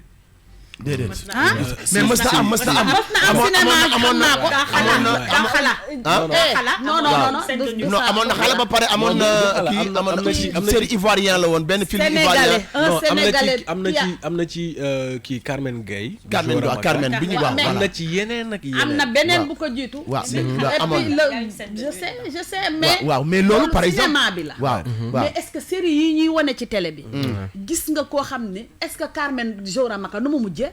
film bi. ouais c'est ça créé woon na polémique bu dee. après ba imaam yi wax ci. waaw mais est-ce que série fii. waaw gis nga fii. série boo xam ne wane nañ la benn scène bu obscène. ay suggestion la ñuy def. ba pare gis nga li nga doon wax sànq nga ne vague bi ñëw ku ñëw ne dama bëgg a def aar waaw loolu tamit mën nañ ko wax waaw dinañ ko wax xam nga lu tax ñu di ko wax waaw nañu sant yàlla ba xale yi fi mu nekk seen xel yi dafa génn ci Barça ak Barsaq jublu ci aar bi parce que xale yi tekki rek lañ bëgg gis nga ñii ci jiitu bu nu ñëwoon di naan ak mandir di def comme bu njëkk ba waaw ndax soo damaam ma toujours day wax lu am solo da daan wax bu njëkk ba ku sa doom ne damay def aar waaw sa yaay ak sa papa dañ lay tere mais léegi sa doom buy def aar da nga koy tiitoo la man damay jàngi école des arts dama ko doon nëbb lu tax parce que way wa rafetuloon da ngay jàngi looy jàngi théâtre dinañ ko jàngi man jour bi ma jëkkee wane jël si école des arts may def publicité waaw bu ma génnee damay laqatu bëgguma nit ñu xam ne man la damay musóor yu ngan may def musóor bëgguma nit ñi xam ne man la théâtre yow ngay dem ba Dakar amoo looy jàngi lu dul théâtre waa théâtre nuñ koy jànge mu jóge bu ñu ma waxee ma ne damay jàng foofu rek benn école di ko nëbb waaw liggéey Sorano yow lay liggéey Sorano théâtre Sorano nañ fay defee théâtre bu ñu waxee ma ne maa nga ca bureau ya parce que xamuñu d'accord c'était pas un complexe mais tu en avais marre di waaw te buñ la gisee ci pub yi yow maa la gis ngay def publicité kontaan te xamul ni publicité boobu théâtre bee ko jur donc mais doo leen leeralal parce que nanguwuñu ba dégg mais bu ñu toogee léegi ba gis xale bu jóg ne man dama bëgg a def théâtre dama bëgg a def cinéma c'est parce que nañu sant yàlla parce que ñi ci jiitu ñi commencé xàll yoon bi yàquñu ko artiste boo gis mi ngi correct artiste boo gis mi ngi am terangam te doo ko dégg ci lu ñàkk fayda loolu jar na sant yàlla absolument absolument parce que loolu boo koy xool tamit mën nañu wax ci wàllu média moom la ñuy wax parce que télévision Futurs Médias moom mooy première chaîne bu ñëw jël contenu carrément 100% local loolu lu wér la mu ñëw dugg ci ba mu ci soobo sax boobu ñeneen télé yi ñu ngi ci novelas yeeg yooyu mais télévision Futurs Médias ne moom local lay def donc boo koy xool même lu mu métti saison par saison bu pare ci pod Marichou mi ngi ci bii pare mi ngi ci bële pare mi ngi donc contenu local boobu noonu moom laay wax toujours ne donc télévision Futurs Médias mi am nañ ci rôle bi ñu ciy joué léegi fi ma bëgg ñu waxtaane mooy en tant que réalisateur wala en tant que yéen homme de cinéma ngeen di def métier boobu tey di toog seen biir kër ngeen joué film ñu jugé leen est-ce que dana dem ba soppi bët yi leen di xoolee seen biir kër wala seen ay entourage ak noo leen koy percevoir ndax mën naa influencer nit ci biir jeu am ndax dama naan extradex man par exemple pour la petite histoire bi may njëkk joué man bi may njëkk joué série bi yow mi bokkoon nga ci réalisateur bi yooyu gis nga xaw nga dee ak man mais je veux dire quand même amoon naa ay retenue ndax dama doon dégg ñu naan way scène yi kenn du ko joué kër ba ci sax ba ci phone donc bi ma njëkkee proposé phone ça a été man ma def ko scandale ñu ne ma non dafa am bisu cinéma waaw da nga am ba ñëw ba nii rek nga yem foofu et cetera mais waaw xam nga ci histoire du cinéma loolu yëpp booy xool ñu bisu cinéma loolu yëpp ay mbir ya nga xam ne nii déjà Code Hays daf ko doon tënk à l'époque mais États-Unis la déparé quoi après cinéma moom de par le monde dañuy influencente ba ci nit boo nekkee ak sa soxna ci film bi am na noo ko war a téye am na posture boo war a am yooyu yëpp ay codes yu ñu tegoon la pour bañ di dépasser limites yi léegi ñun tey suñu époque comme ni gars yi wax problème bi mooy tey ñëpp dañ jóg ne dañuy def yàlla def beneen affaire tamit mooy de par nu mu tuddee révolution numérique bi bu njëkkaan caméra yi ngandi maamu logistique la woon waaw da nga daan tourner ba sonn li ngay tourner doo ko gis tant que yóbbu woo ko ci laboratoire yi Paris gars yi développer le négatif yi génne le positif yi yónnee la pour nga mën a xool li nga tourner léegi da ngay gis xale sax léegi imaginal jëlal expérience bi nga jël appareil photo yu njëkk yi nga jox xale mu photo réflexe am première mooy xool photo bi du ko fa gis ok tu vois donc ñun suñu époque yegg na foofu maintenant côté bët bi la nit yi di xoolee man dama lay raconter benn anecdote pour di ci béggewaale sama papa parce que moom laay tudd ok sama papa première fois bi ma ñëwee ne ko dama bëgg def cinéma sama papa dane ma cinéma du métier te li ma lay wax nii c'est dans les années 2009 boobu maa ngi université Cheikh Anta Diop sama papa technocrate la moom il est convaincu que ne jàng ba pare moo lay mën a tax a def loo bëgg def ok jusqu'au jour où il découvre effectivement que cinéma da nga koy jàng parce que dama waroon def concours à l'international yàlla suturaal ma concours bi à l'international ma génn deuxième dem sama école di dajale di jël paie et c'est ça qui a fait que moom regardam changé justement ci métier boobu et tey man pour man c'est moom mooy nit ki may njëkk a soutenir parce que affaire yi day dëgër sax moom ngay gis mu lay encourager di la pousser yenn saa yi nga nekk ci ay contrat yi nga xam ne ni yow xam nga ne amalu la benn njëriñ mu ne la non vas-y na la nit ki yitteel ces relations dee ko humaniser c'est-à-dire que finalement en fait même ñoom ñiy toog ci kër yi di recevoir li ñuy def à travers les médias à travers la télé wala leneen ñoom aussi ñi ngi bàyyi xel ci ñun li ñuy def di ñu ci conseiller aussi ñun aussi ñuy xool fan la ñuy yem maintenant ci question de li ñu war a filmer ak li ñu warul filmer tey da ngay gis scène novelas yu bëri waaw xam nga novelas ñoom dañuy def ay scène de bisou dëggantaan waaw mais buñ koy wane suñuy télé du ñu wane lépp am na la nga xam ne ni dañ koy couper dañ koy dagg waaw censure mooy censure mooy censure bi donc censure c'est pas forcément sur la longueur c'est sur des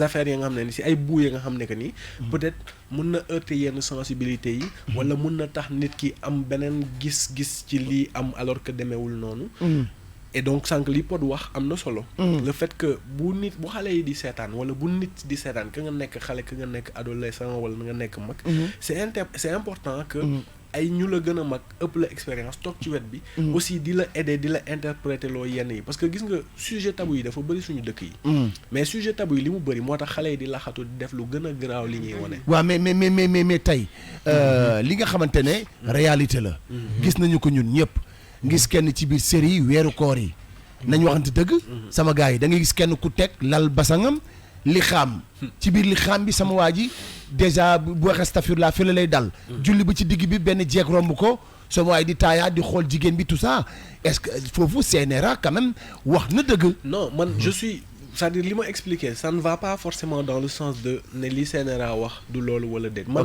sànq ba léegi booy déglu maa ngi naan laan cadre bi baax na c'est-à-dire que man nekkuma ci posture opposant man du ma opposant man à la place de me focaliser sur le problème je préfère réfléchir sur des potentielles solutions et ouais sànq wax nga démarche Babacar Diagne le fait qu'il veut poser le dialogue et tout pour man c'est important c'est important parce que ci loolu rek la ñu mën a xamee ñun lan la ñu fan la ñu war a mën a dem ensemble parce que cinéma yàlla dafa def nekk na médium ba nga xam ne nii ça parle aux préconsciences à la préconscience du moins et préconscience boobu moo tax nit ki après day yéeg ci conscience bi mu xalaat loo ko donc ça veut dire que ñun par le cinéma war nañ ci mën a construire suñu idéal de société mais encore une fois il faut que ñi ci kaw xam suñu idéal de société lan la war a doon d'accord vision bi fan la war a jëm et donc ça veut pas dire que après on va épurer tous les films à aller dans le même sens il y aura toujours des brebis galeuses man xam naa si la nar a bokk je ne sais pas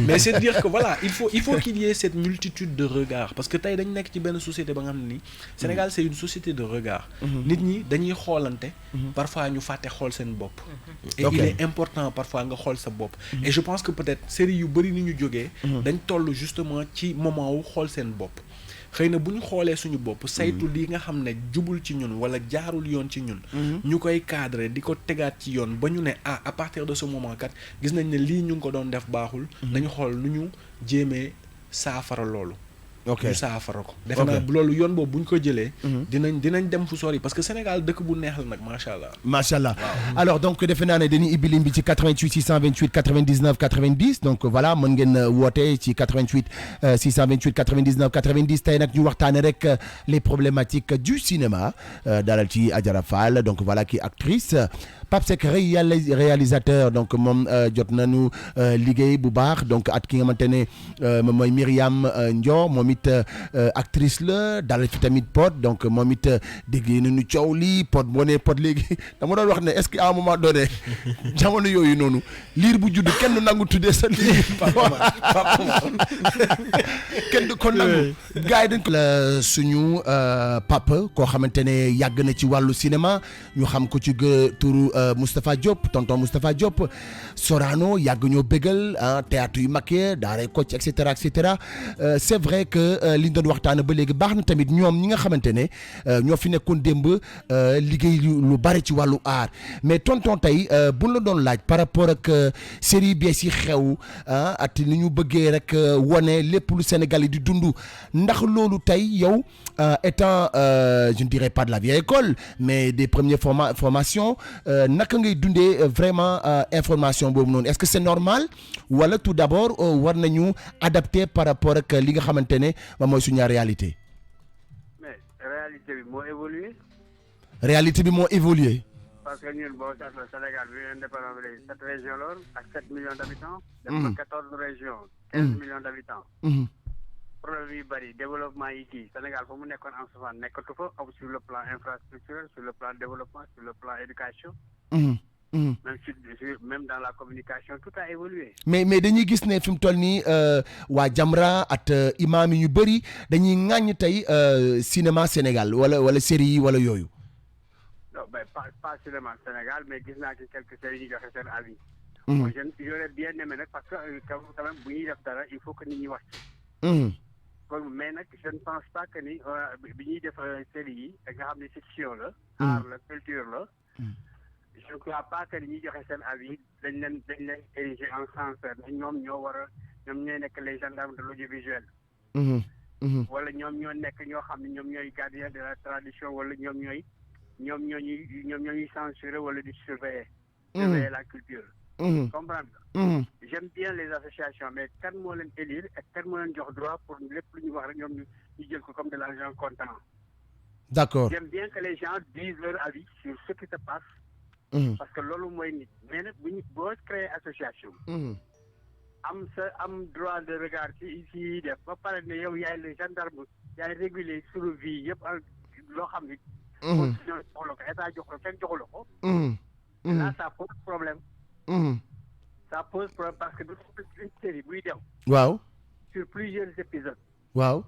nga gis benn action rek daal di ci dal comme ça je crois que dafa doon yoo xam ni war nañ ko mën a.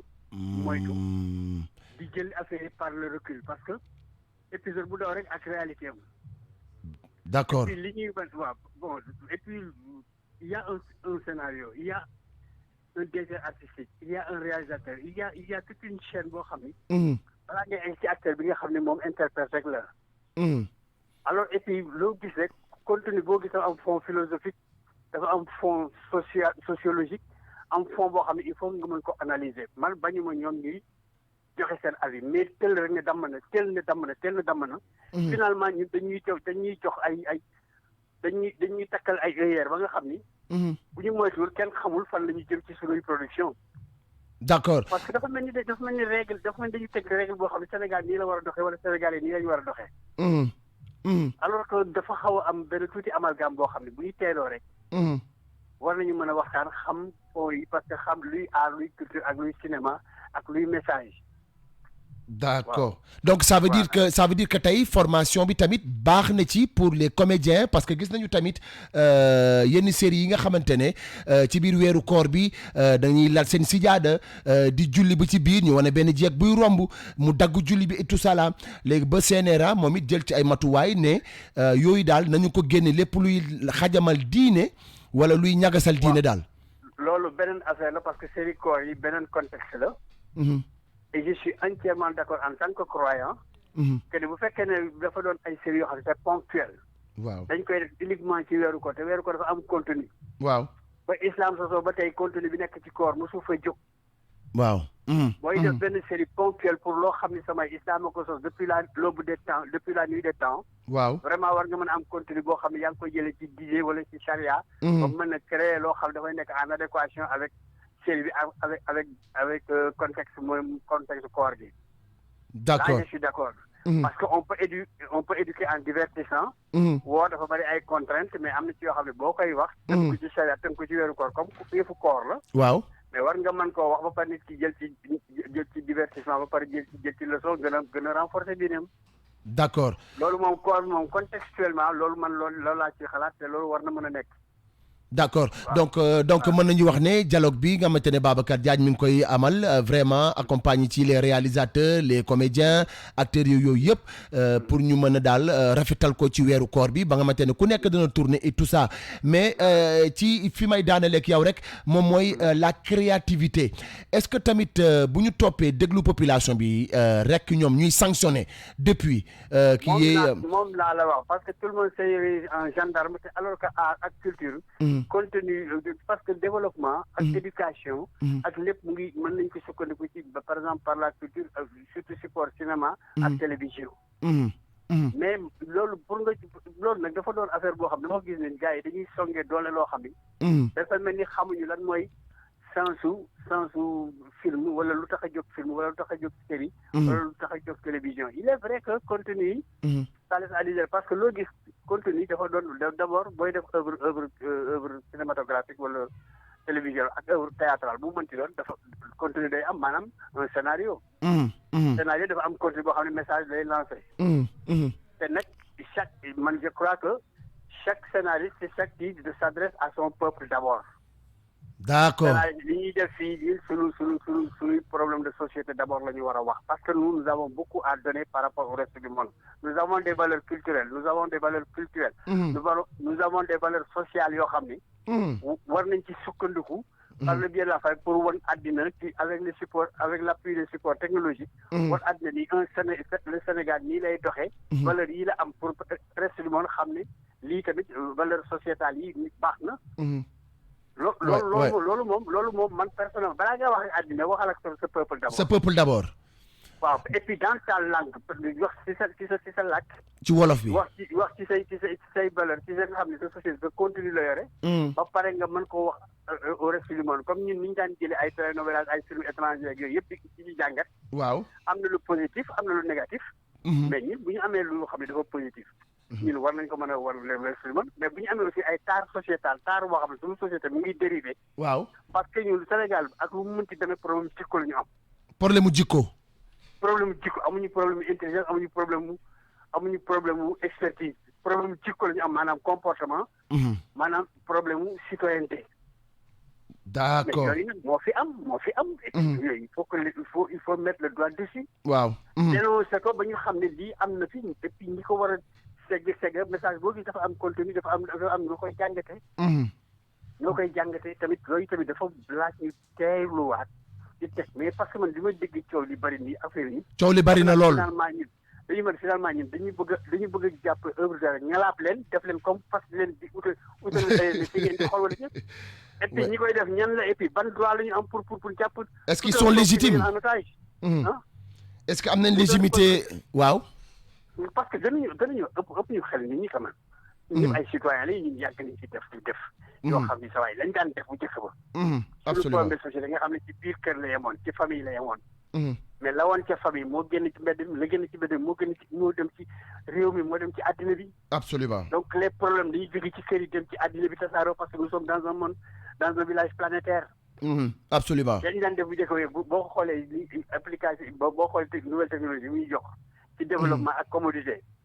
dem na ba ça m'a rendu fainéant man je suis non retraité. absolument dama daan dem fay courant fay ndox fay téléphone mais dama daan rang mais léegi ay application yi fi ma toog laa. c'est vrai je deviens oisif. absolument donc yëf yi dafay évoluer nit day évoluer ci jamono. ñu nangu ko. waaw ni ngay toogee sa kër di yor say livre di leen jàngal di leen tette say doom nga leen di éduquer di dem ba ñu màgg ba sol sa daal. ba ñu sol sa daal di leen wàcceel coono àddina noonu la àddina société di évoluer. d'accord en tout cas merci beaucoup tonton waaw. Voilà, merci. En tout cas, on te remercie beaucoup. Et puis, vraiment, ci participation et tout ça. Et puis, bon, comme on dit, yon diem ci ben. Inch'Allah, yu melni, waaw, dañu ko amal. Je m'avais pris un peu au dépourvu, mais bon. J'ai donné une opinion parce que buñ ko waxtaanee rek lépp dina leer ci bopp nit ñi quand même. Absolument. waaw. Voilà. Dañu bañ a brimer nag les créateurs parce que création mooy nit. dinañu benn affaire dina tëll ñu ñuy domaine mais boo ci amee jàng rek mën nga ci trouver saafara. waaw te nag nañu bàyyi naa fex gi maanaam hypocrisie bi dina bu loo xam ne amul parce que valeur yi ñu daan wax naan ay sutura masla yooyu dafa dañ ko dëpp ba nga xam ni.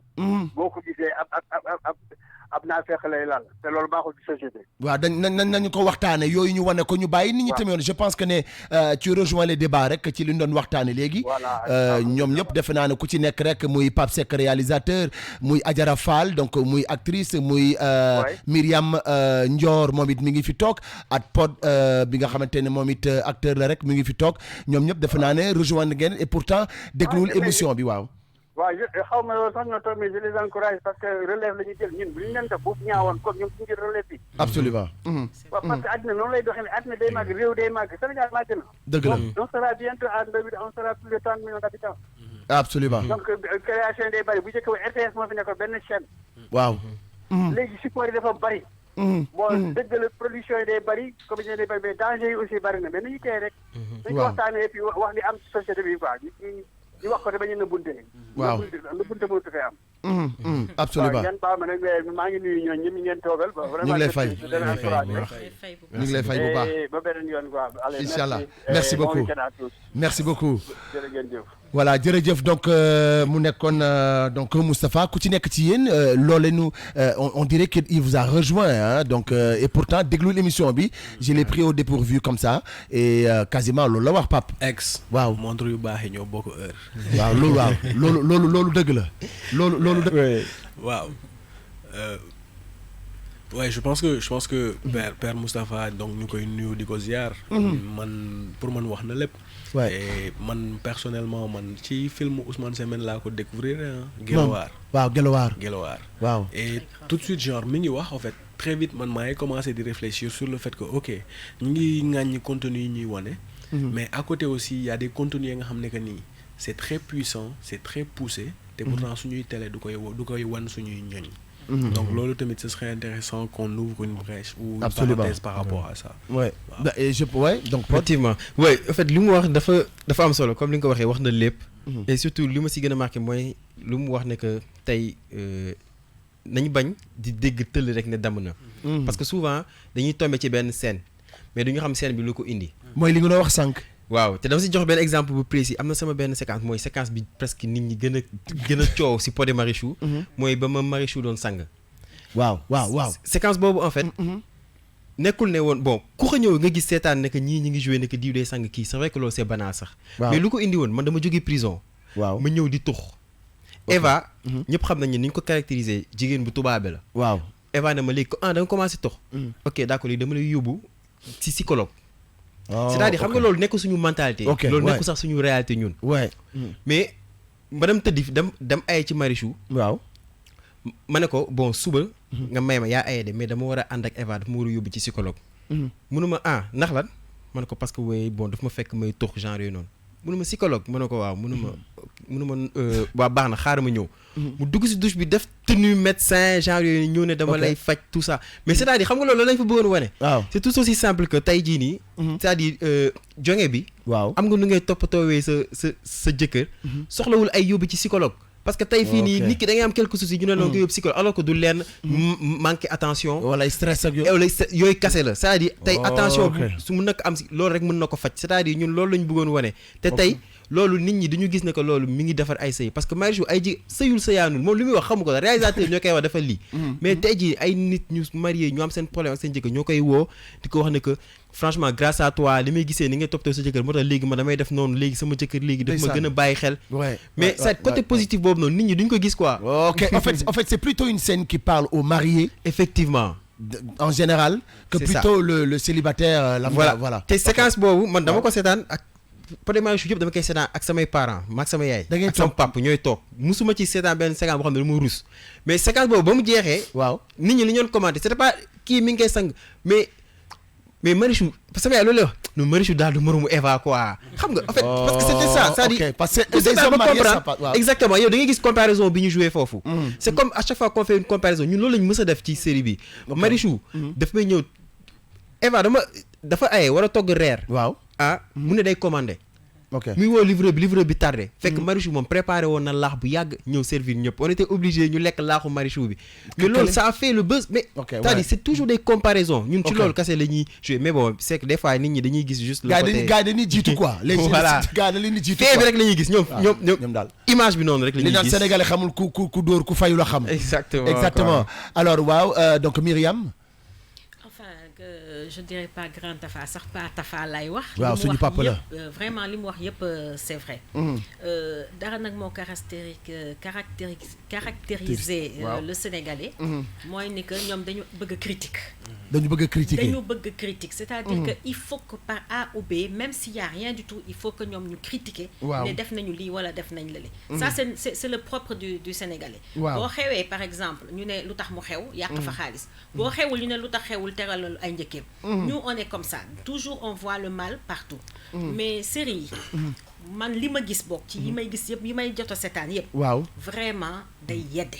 je reviendrai encore si maîtresse d'un homme marié. mais série boobu. mi ngi toj Sénégal la gars yi fi mu toll waxee ñu ne la maîtresse. nañu waxante dëgg li série bi di wax moo fi ne. hypocrisie bi la ñu war a bàyyi. les gens sont hypocrites. nee nañu góor am na droit am ba ñeenti jabar. mais pour nga am ñeenti jabar. doo doxaat. dëgg la di nga labat de islam nee na la bul doxaan. da ngay labat. labat dafa am charte. mais labat fu mu amati. fan la amati. man de dama ñëw toog ci digg saal bi man. da ngay ñëw ci kër fekk fa papa bi muy imam fekk fa yaay ji. fekk fa ñëpp xam nañ ne am nga jabar. xale bu jigéen bi recevoir la si néegam ngeen toog foofu waxtaan ku xam lu fa xew. c'est vrai mais dafa am. li ñuy wax dafa am jabar liggéeyi na waa ji indi gelam ci biir kër gi loolu dafa am. c'est vrai lépp luñ fa wane dafa am bu ñu kenn sonal. mais est-ce que du gars yi da leen mere parce que da ngeen. loolu nag mooy wax ci. waaw mbooti ngeen di sulli quoi là où il fallait pas. loolu kese la mais lépp lu maîtresse di ki man dama koy sataan ba nga xam ne non parce que c'est la réalité qu'on vit chaque jour. absolument c'est la réalité. absolument loolu def naa ne Adjara war nga cee am loo ci sànnu par rapport li tonton Moustapha wax. waaw Moustapha maa ngi lay nuyu bu baax. di la jaajëfal. aussi di wax ni le cinéma on peut dire que c'est le reflet de la vie. mais comme dañu fi nekk di toog di wax ci cinéma bi. dañuy wax li nga xam ne moo nekk. te aussi il faut ñu assainir ko. il faut ñu assainir ko. ok parce que am na production yoo xam ne aussi. man nag du ma seetaan yëpp franchement.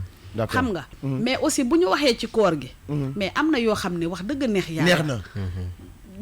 day sensibiliser. waaw mais tamit li ñuy wax. nañ ko wax te yàlla tax. dëgg la. parce que bu ñu nekkee koor. yow boo dee def ay spotu koor. da nga ciy wane waale lii njëriñu diine gi. dégg nga si mais doo ci xarab sa diine. di ko fowee diine du lu nuy fowee. xam nga ñun on est combien pourcentage de musulmans. pourtant bu fekkonte ni da nga jël tey beneen diine christianisme fowee ko bu ëllëgee doo doon ko defati. dëgg la xam nga nit da ngay respecter li nga doon. bul ne rek damay bëgg a def xam nga lu gën a yàq gis xam nga ñan ñoo lu tax ma ne ñu assainir. dafa am ñoo xam ne dañuy yàq métier bi. dañuy wut tur. di comique. waaw te ñooñu ñooy doon star yi ñoom ñooy am buzz bi di def. comédie yooyu waaw def comédie nekk di dof-doflu. xam nga di def lu leen neex ci télé bi. et puis télévision yi cautionné ko. télévision yi cautionné ko di leen maye. di leen wone parce que ñoom aussi bëgg gars yi seetaan leen mooy li ñu doon waxtaan moom lu doon wax sànq. ñoom it dañ bëgg ko seetaan seen télé. donc lépp lu ñu am rek loo xamante ne ça choque wala ci wàllu woowu la ñoom dañuy diffuser ñoom. ah bon pourtant ñun sunu idole bi ñu ko defee. télé yu bari dañu ragal parce que dañ doon wax ni comme presse lañu wax rek presse corruption rek. ñu ne presse rek ñoo ñëpp télé yëpp ragal. gars yi bañ. seen média yëpp ragal. 2S ko jëkk nangu. dañoo wër ba sonn kuñ ko déposé nga bañ yii corruption presse xaw ma lan daa di daw. bu doon da bëgg gars yi seetaan rek te ne dañuy yeete dañ koy teg. dëgg la. mais dañu bëgg a gis nga médiocrité dañu war a bàyyi. gis nga nit boo duggee ci dara nga ne lii dama ko bëgg a def métier. dégg nga ci bëgg ci avancer da ngay xool lu baax. mais bul ne da ngay def comique. di reetaanlu di doflu di kii mais déjà gis nga man. lii sama métier la. waaw ma consacré ci xoslu ci nag bu yàgg. gis nga prix bii ñu ma jox. waaw du dara ci man ndax man dama nu ñu koy waxee dama xuus bu yàgg. da nga xuus kenn jàllewul la. waaw di jàng ji du ma am paas di jàngi toog école des arts suba ba ngoon du ma lekk. dégg nga si wàcc dem Tëngéej. donc man bu ma gisee sama métier nit di ko fowee daf may metti. waaw mais moom la doon wax sànq donc benn côté bi laisser aller bi ku tëb rek doon voilà comédien et cetera mais dafa am koo xamante ni moom it ci art bi la donc ñu ma bëggoon ko jël aussi en direct moom mooy ki nga xamante ne miin ngeen ko lool ah donc moom ci paysage bi moom mooy Yacine donc Aminata Yacine donc moom it muy comédienne bu mag a mag donc moom laa bëgg jël en direct ñu waxtaan ak moom et tout ça donc c'est important li ñuy wax. gis nañu fii li fi génn ci wàllu xam-xam ci guddi gi lee parce que c'est très important tamit sénégalais bi ñu mën ko sensibiliser ba xëj na kii seetaan doon di leen roy ëllëg ak ci biir mu bañ a def naka su dul noonu par exemple gis nañ ñoo xamante ne ay comédiens rek la ñuy ree tey on voit beaucoup plus de personnes qui font rire que des gens qui quand même yenn personnages yoo xamante ne dañuy reeloo wala que yenn personnages yoo xamante ne maanaam dañuy sérieux jëmay yar affaire dane léegi on est carrément dans la comédie Pape.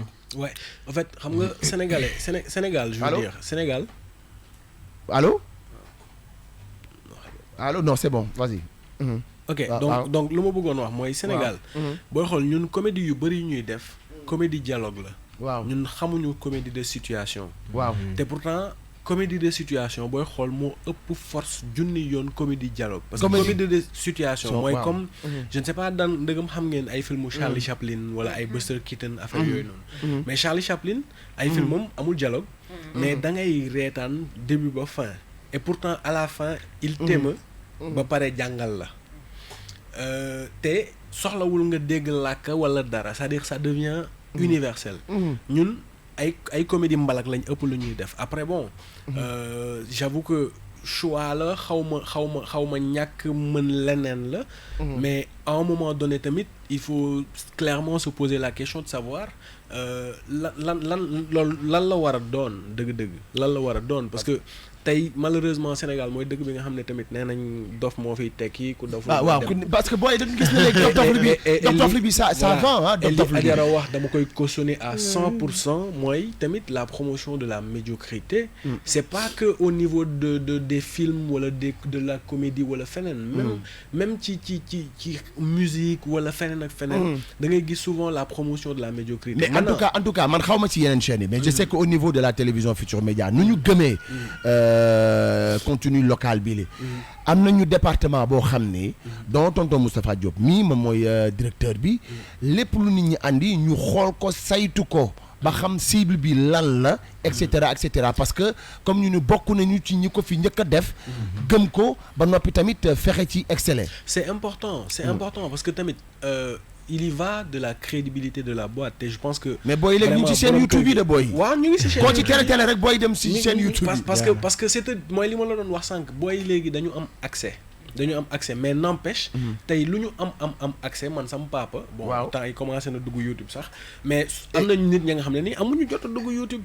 et donc ñooñu télé bi la ñuy consommer déjà la télé doit être un modèle donc télé bi daf ñu war a mën a wan ay modèle wan ñu ay référence c'est-à-dire à la place de wane loo xam ne nii genre man bëgguma tudd tur mais ay gars yi woy ay feer ak ay affaires yooyu xam nga ay bëri ko di bës ci télé bi nii xam nga il est important non sincèrement il est important c'est-à-dire s'il faut leur donner une comment dire benn heure pour ñu feeñ nañ ko def mais nañu aussi fàttaliku ne heure de grande audience yi baax na tamit ñu fexe di teg la nga xam ne que nii ñun ñëpp mën nañ ci jariñ et c'est important.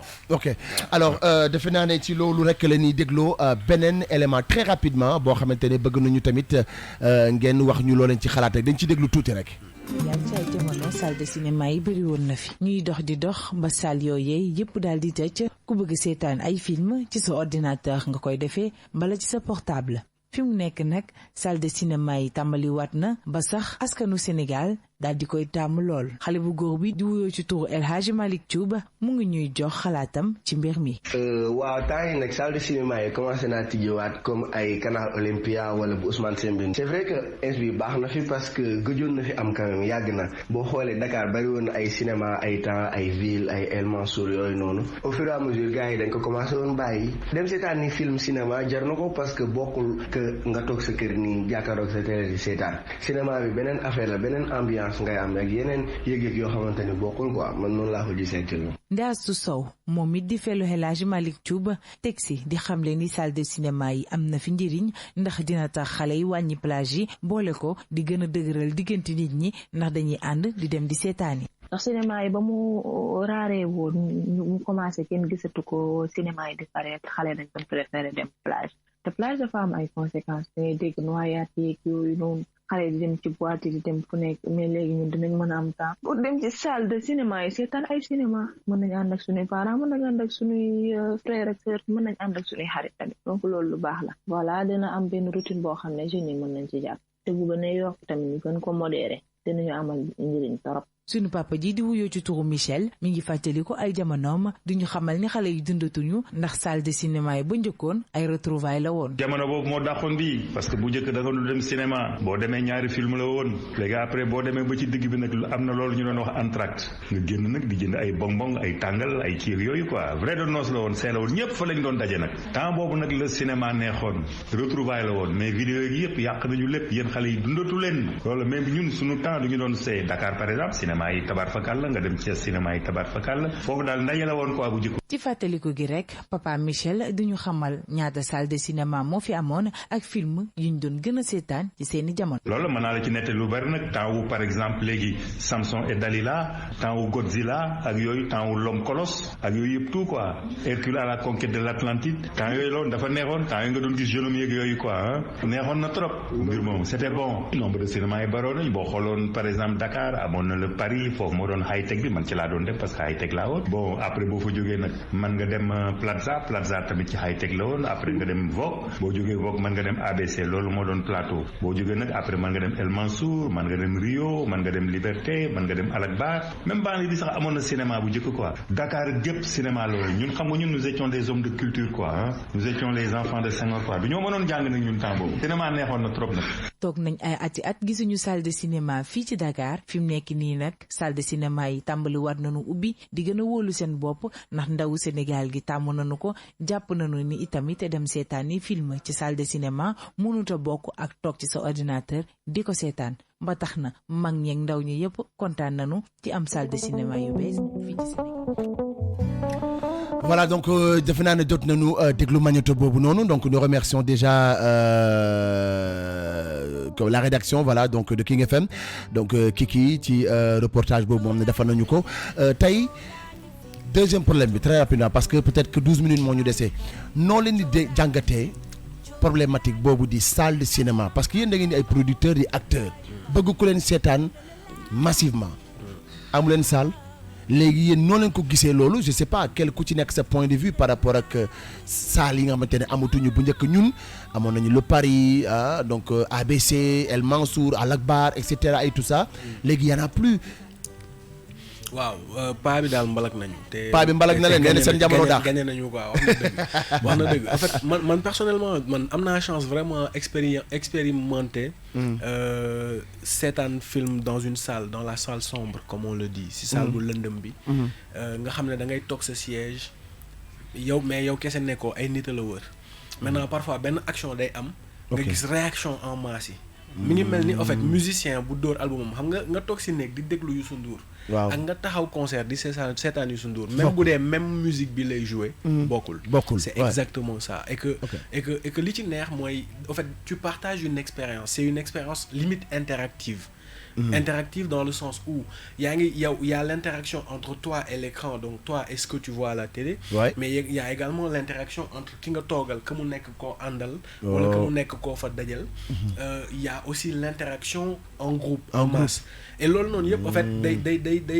day amplifier expérience au film c'est-à-dire film seetaanal xoolal Game of Thrones par exemple Game of Thrones quand tu regardes les images sur internet de gens qui regardent ensemble le film, même si c'est pas dans une salle cinéma, ben action bu grave am rek gars yi commencé jubiler, tu vois, le Sénégal di jouer rek, c'est magnifique. ñu tegal li ben écran géant ci mbedd bi. Ouais, c'est magnifique. Xam nga loolu man voilà, man ma nekk sama salon man kese donte ne ngandam écran laa am. Ben action am ma tëb yuuxu après bu ma xoolee autour dara nekk fa je me sens ridicule. Et donc côté boobu noonu je trouve que effectivement expérience de seetaan film en salle cinéma ça n'a rien à voir. Tey am nañ chance su salle de cinéma yi ñi commencé ñëw am na ci ña nga xam ne nii comme Doudou nga xam ne man mooy sama chef op moom chaque lundi moom saa bu tourné wul mu ngi dem salle cinéma di seetaan film. Ça veut dire que y a encore des passionnés, il y a encore des gens yi nga xam ne que nii mais bariwuñu. voilà, même bu ñu bëreetul mais am na. Maintenant ce qu'il faudrait peut-être voir mooy est-ce qu'il ne faudrait pas réfléchir ci benn organisation ba nga xam ne nii je ne sais pas ndegam sous forme de ciné club lay nekk wala déet mais qui permettrait par exemple au moins une fois par mois ñu choisir benn long métrage sénégalais. waaw sénégalais voilà exactement moom laay wax parce que cinéma yëpp fii lu ñuy wax moom mooy. extérieur la voilà donc wane aussi genre am ay programmation nga xam ne nii contenu dëkk bi lay doon. donc par exemple pourquoi pas benn tableau ferraille. wala beneen film La Pirogue. leneen ak leneen. ñu ne ok tey dañuy def projection wu film sangam. diw moo ko def diw mi ngi fi diw boobu ñu ñaan ko bu mënee ñëw mu ñëw rencontrer le public parce que loolu aussi dafa manqué parce qu'ils sont là tous ñu ngi fi ñoom ñu ci bëri ñu ngi fi donc loolu dafa manqué bu baax a baax man pour man en fait loolu mun nañ limite tuddee ko ñun suñu ay concert le moment où le film est diffusé en salle limite concert la après peut-être dans un premier temps si wala ci benn début ce sera difficile de demander nit ñi ñu fay pour dugg seetaan suñu film mais voilà même si on parce que avant c'était pas gratuit avant c'était pas gratuit je sais mais au moins c'est-à-dire bu dee motivation la ñu ne par exemple sur 2 mois dañ koy essayer xool nit ñi bu ñu ñëwee en masse ñu gis expérience bi nu mu différent wee loolu dina leen pousser ñoom beneen yoon ñu ñëw de leur propre gré pour man loolu moo ci am solo. ok alors Pod voilà donc salle de cinéma yi waaw parce que léegi booy comme yéen ni ngeen ko bëggee rek ay YouTube ngeen koy koj et cetera. Ouais, c'est que est-ce que vous n'avez pas tué aussi les salles de cinéma d'une part aussi hein? Non, au contraire. Ah bon, c'est la télé d'abord. La télé, ouais. C'est la télé d'abord. Ouais, mais la télé avait toujours existé et pourtant salle de cinéma ils donnent fait. Justement, là je suis pas d'accord. Non, moom laa leer moment bi salle de cinéma a commencé à flancher réellement. Wow. C'est le moment où la télé a commencé à prendre de la place et à diffuser du contenu cinématographique. Xam nga bu njëkkaan. OK. Les infos xaw ma nan lañ ko doon wax. Les actualités waaw. Cinéma lañ ko doon wane. Waaw. Télé bi mu ñëwee commencé di wane loolu dem ba ci biir commencé di wane théâtre dem ba ci biir di wane finalement les gens ils sont restés dans cette optique de ok surtout africain voilà ñun africain dañ xaw a mel noonu bu ñu xamee ne bu ñu demee fee dañuy fay te bu ñu toogee suñu kër dañ koy am gratuitement en plus doo déplacé wu xam nga le choix est vite fait effectivement ouais non loolu c'est-à-dire bon ñun même culture bon en fait on l'a un peu perdu parce que fii dem cinéma génie waaw dem cinéma ànd ak sa gel xam nga waaw wala sa jabar loolu lu nice la quoi dem daal waaw ah exactement man pour man tey jii nii war nañ trouver solution boo xamante ne dañu war a naka la ñuy def pour encourager nit ñi ñu génn seen kër yi souvent les samedis soirs ñu dem salle de cinéma c'est-à-dire tey c'est possible léegi lan moo leen war a mën a attirer bon ay La Pirogue man je pense pas sax que gars yi dinañ dem di seetaani lu mel noonu mais tey jii nii par exemple bon Idole wala Pod et Marichou wala je sais pas moi mais pas les séries mais long métrage boo xamante ne tey su fekkente ne da am nit ko xam ne day seetaan Idole kii di seetaan Pod et Marichou kii di seetaan Belle-Mère ak beneen mbetteel wala dara mais tu fais un long métrage où tu jël benn genre sélection nga jël leen yenn tête d'affiche yi teg en fait ça peut attirer man pour man loolu peut-être ça peut attirer stratégie la mais également pour que sax même acteurs yi qu'ils puissent même vivre de leur art parce que tey jii nii c'est vrai que série yi am na si ñenn ñoo xamante ne am nañ contrat ñii sont payés mensuels ñii par jour mais tey loolu tey su ñu ko defee dina permettre tey je pense que ñuy vendre feneen fudul ci juste ci série ci digital bi quoi voilà donc mën nga te film lu si gën a grand long métrage mooy bon mën nga ko exploiter fu bëri quoi mën nga ko exploiter salle de cinéma lu bëri yoon après nga jaay ko feneen ak feneen quoi donc loolu peut-être bon solution la mais gis naa yenn salle parce que Magic Land bi gis naa fa salle cinéma bu complexe Sembène bi waaw salle bi c'est bien dem nga fa c'est bien ouais dem naa fa fële tamit mais est-ce que bu Canal Olympia est-ce que Dolby la sound mooy loolu beneen affaire la boobu ah ouais ah ouais exactement ak mooy bu kii bi mooy bu Canal Olympia bi waaw donc waaw man pour man yooyu mën nañ ko exploiter ok jéem a def ay long métrage quoi ok waaw Myriam je pense que la mort des salles de cinéma du télé bi moo ko indi moi je pense que c'est la SIDEC était en faillite pourquoi parce que dañu jékki-jékki rek ñu yokk seen kii parce que j'ai vécu cette époque ñu yokk seen kii de 1000 francs 1500 ñu commencé di fayeeku 5000 waaw les gens ne sont plus allés au cinéma parce que 5000 francs c'était devenu cher pour aller au cinéma ni bàyyi finalement les entrepreneurs ont racheté les salles de cinéma cinéma bi fay en fait c'est ça les promoteurs ñoo gën a yàq cinéma bi effectivement parce que ça marchait avant jusqu'à la fermeture des salles mais ce temps-là au temps où il y avait des films en fait il y avait un film hindou et un film cowboy bu doon am mais Ali Cowboy dafa doon am jeune homme ay le train sifflera 3 fois façon yu mel noonu yàgg naa dem cinéma de ko dégg xam ne yàgg naa dem cinéma dañu doon ran dañu doon ran et je me rappelle mais pot yoo xamoon yooyu pot Roxy c'est dans la Titanic Roxy Titanic foofu la mos a dem cinéma donc vraiment il y a eu de grands films yu doon kii et c'est comme il le dit c'était convivial déjà c'était convivial parce que da ngeen di ànd entre amis man j'adorais les films d'horreur j'avais une amie tout le temps dañ daan dem maak moom di seetaani film horreur bu ñuy ñibbi di daw ci mbedd yi di ragal c'est-à-dire le cinéma c'était quelque chose et il faudrait que ça revienne exactement il faut que mu ñëwaat vraiment ñuy delluwaat di seetaani cinéma waaw Adjara waaw Myriam li mu wax waaw peut-être man xalaatoo ma woon ni man lii nga wax ni xamooy ma ko woon ni mais pour man sama conception mooy cinéma li ko fay mooy bu njëkk ba télé bëriwul woon ci kër yi xale yi dañ daan ba pare noir et blanc la woon waaw dañ daan groupe boo dem benn kër da ngay gis benn quartier la benn kër moo fay am télé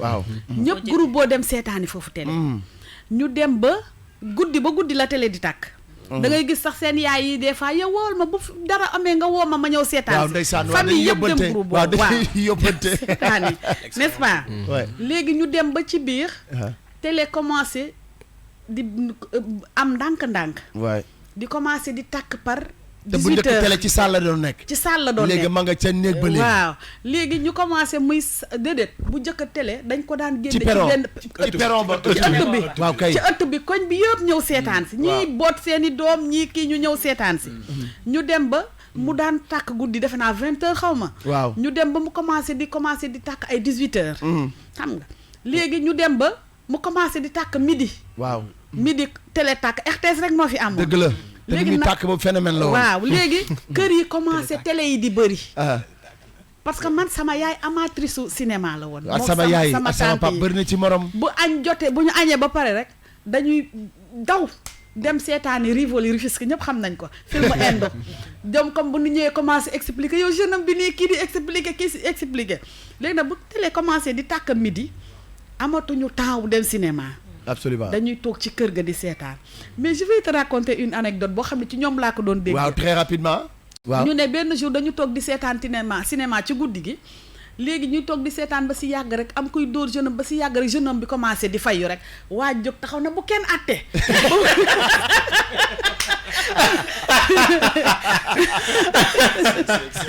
Je pense que on va clôturer cette émission. Je pense que on va clôturer cette émission. Bëggoon nañu waxtaane lépp ndax bëggoon nañu vraiment mais je pense qu'on a fait le tour ci wàll wu ne en tout cas merci beaucoup très rapidement rek tour de table il nous reste 2 minutes donc Papis Pape merci beaucoup. Vraiment merci à toi aussi ex di rafetlu daje bi parce que tamit cinéma bu ñu demee ba commencer rajo yi di ko waxtaanee. Ça veut dire que gars le train est en marche. On ira de l'avant. Je suis de votre côté. Parce que la télévision Futurs Médias dafa gëm production locale. Donc on est de votre côté. Exactement. Donc man foofu lay wax bon déjà di encourager di féliciter aussi TFM parce que ñoom tey c'est la seule télé bi nga xamante ne tey du teg novelas. Et ça c'est bien quoi. Mais aussi li ñu doon wax sànq affaire yenn kii yi. tey ñun waratuñu def ba nga xam ne dañuy xas si yenn ni ñuy liggéey yenn production yi. surtout koor gi moi je pense que tey war nañ assainir affaires yi c'est-à-dire ñun juste benn exemple ñun benn série bi ñuy def muy Adja bi musuñu si wane ay yàq lekk wala julli wala yenn genre yàq julli wala dara.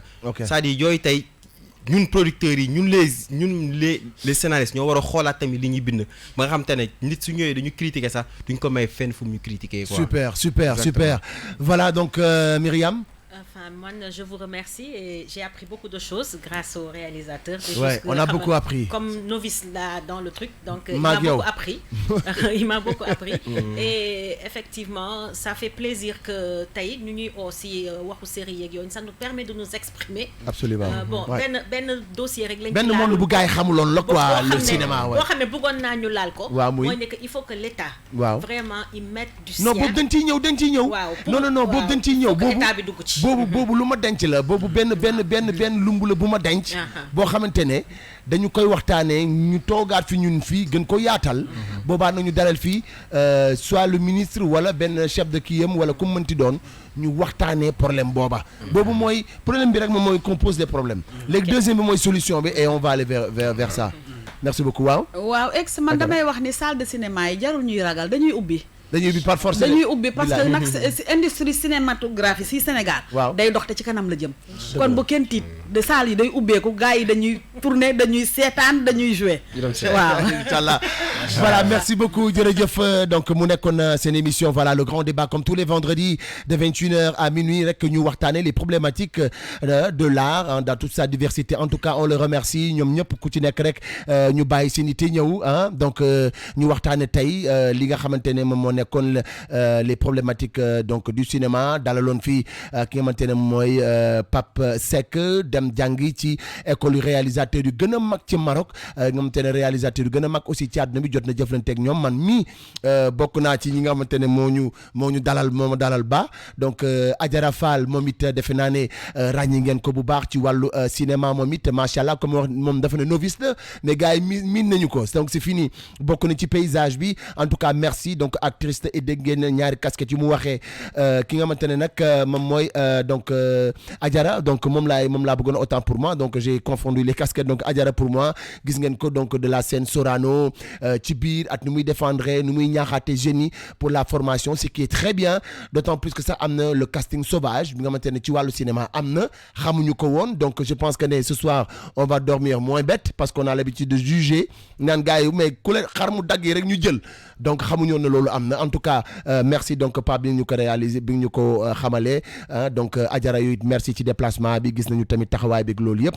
ci wàllu cinéma at ni ngay défendre art bi am na solo trop Pod moom kenn moom it min na fii kenn dut ko présenté donc moo gën a sax mën naa wax tuuti ci jataay bi ci wàllu expérience mais gis nañu ñaari casquette yu mu am étant acteur et aussi étant directeur artistique Marodi xam les nouvelles technologies yu nga xamante ne fa la ñu jëm at ñoom nu ñu koy agencé ba nga xamante ne tey macha allah ku ci nekk di nga mën développer sa art ci wàllu cinéma wala théâtre rek yàlla may la ci li nga bëgg en tout cas merci beaucoup vive le cinéma sénégalais lu ñun moom la ñu am suñu sama ko gën nag te comme suñu alal la dañ koy def yëfu saafara mbooloo rek ku ne am ci wàll en tout cas on vous remercie et puis tout de suite ñu daal di bàyyi nag Seydina Omar sama waa ji incha allah mu daal di ànd ak yéen ci guddi gi mais maa leen ko dig nee naa leen maa ngi moom danañu pelloo danaa émission ba mu jeex ñu jàkkaarloo maa ngi moom parce qu'il est très li ñuy waxtaane nii am na ci moom it son mot à dire du càggan rek voyance bi wala loolu mais moom it yàlla may na ko ci xam-xam mu màcc jëm ci domaine yooyu d'ailleurs sax xam nga gars yi man c'est dommage kon dama la doon teel a invité ndax moom c'est vrai que voyance bi dafay réalité Sénégal te duñu koy développer bu baax trop ci biir film yeeg série yi loolu incha allah daañu la dalal yow donc dalal aussi tamit producteurs yi ak réalisateurs yi ñu waxtaanee domaine boobu nga xamante ne domaine la bu ñu xamul yow it nga mel ni ci sa expérience comme ça ñu mën ko intégrer ci film yi